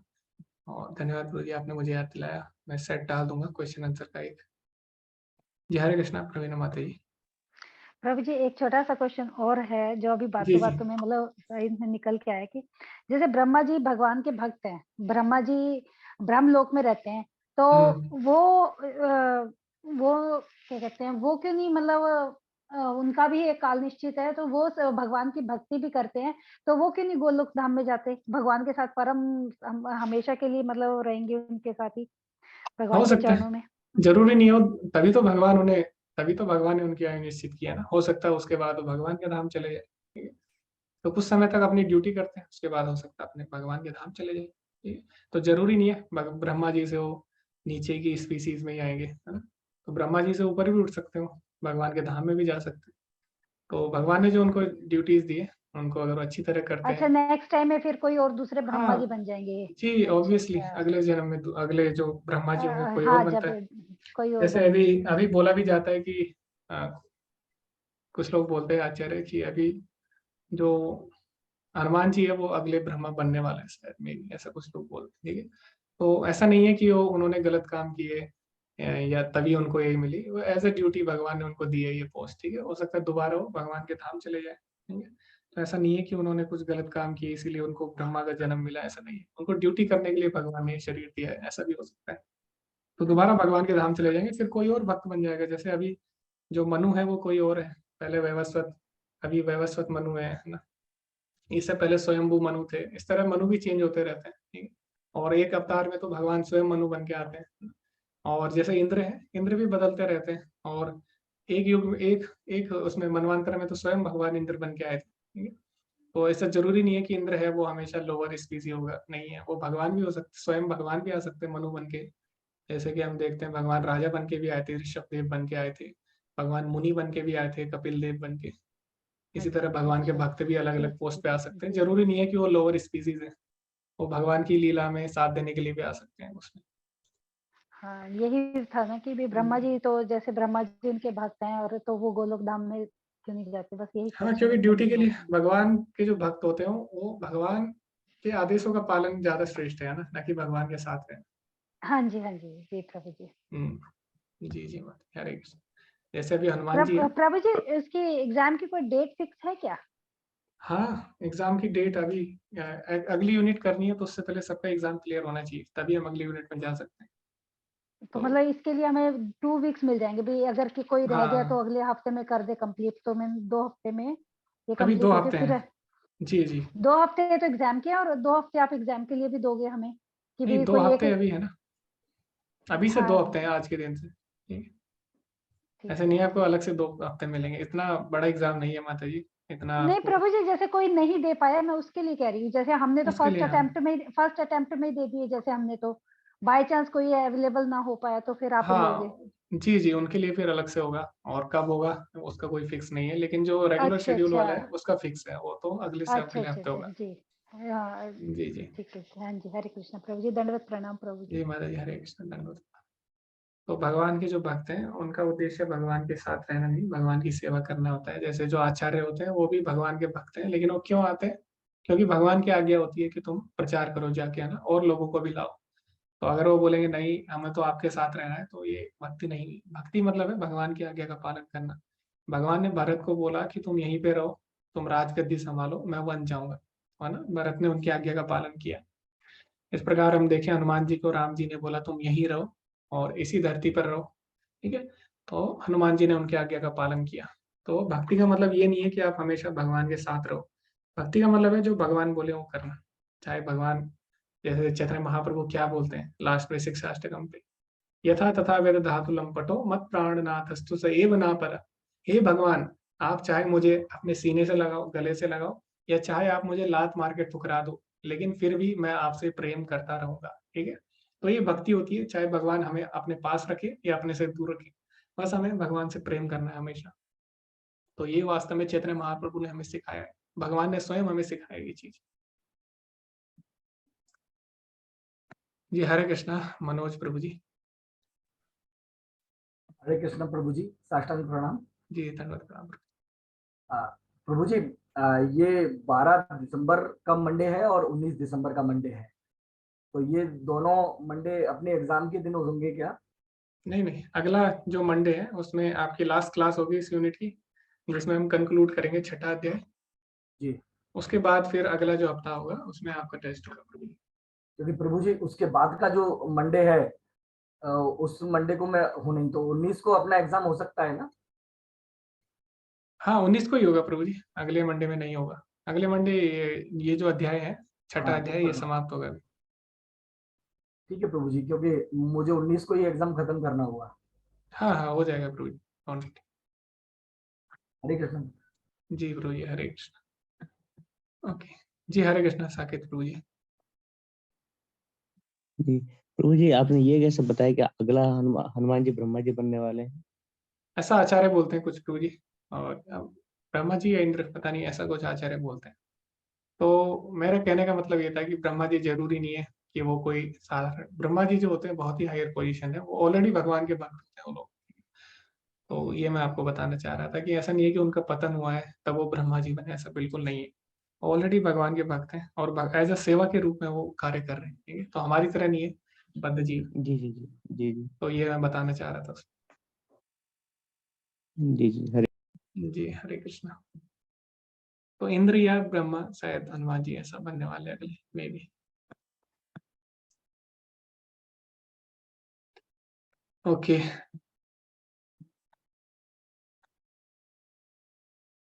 तो ब्रह्मा जी बहुत सारे हैं और एक ब्रह्मा नहीं है, और देवता भी बहुत सारे हैं अलग अलग, जो हमारे यूनिवर्स है अलग अलग ब्रह्मांड। तो जब ब्रह्मा जी आते हैं एक बार भगवान से मिलने द्वारका में, तो उनके जो द्वारपाल है उनको रोकते हैं, पूछते हैं आप कौन है, तो बोलते हैं हम ब्रह्मा जी हूँ, मुझे भगवान से मिलना है। तो द्वारपाल बोलते हैं कि आपसे मिलने कोई ब्रह्मा जी आए। तो भगवान बोलते हैं कौन से ब्रह्मा जी।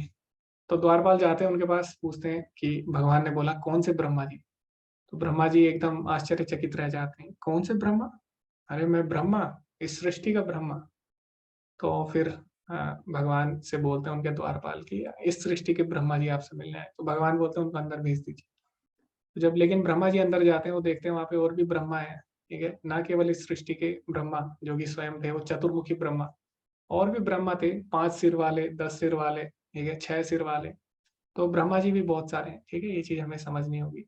और जब भगवान ब्रह्म विमोहन लीला करते हैं उस समय भी जब ब्रह्मा जी को दिखाने के लिए कि वास्तव में जो भगवान कृष्ण है वो स्वयं भगवान है, तो भगवान लीला करते हैं ब्रह्म विमोहन लीला, उसमें भी भगवान दिखाते हैं कि ब्रह्मा एक नहीं है। तो जैसे ही भगवान अपनी बांसुरी बजाते हैं वहां पे बहुत सारे ब्रह्मा प्रकट हो जाते हैं, तब जाके जो ब्रह्मा जी होते हैं उनको आभास होता है कि वास्तव में बहुत सारे ब्रह्मा है, मैं अकेला नहीं हूँ, ठीक है।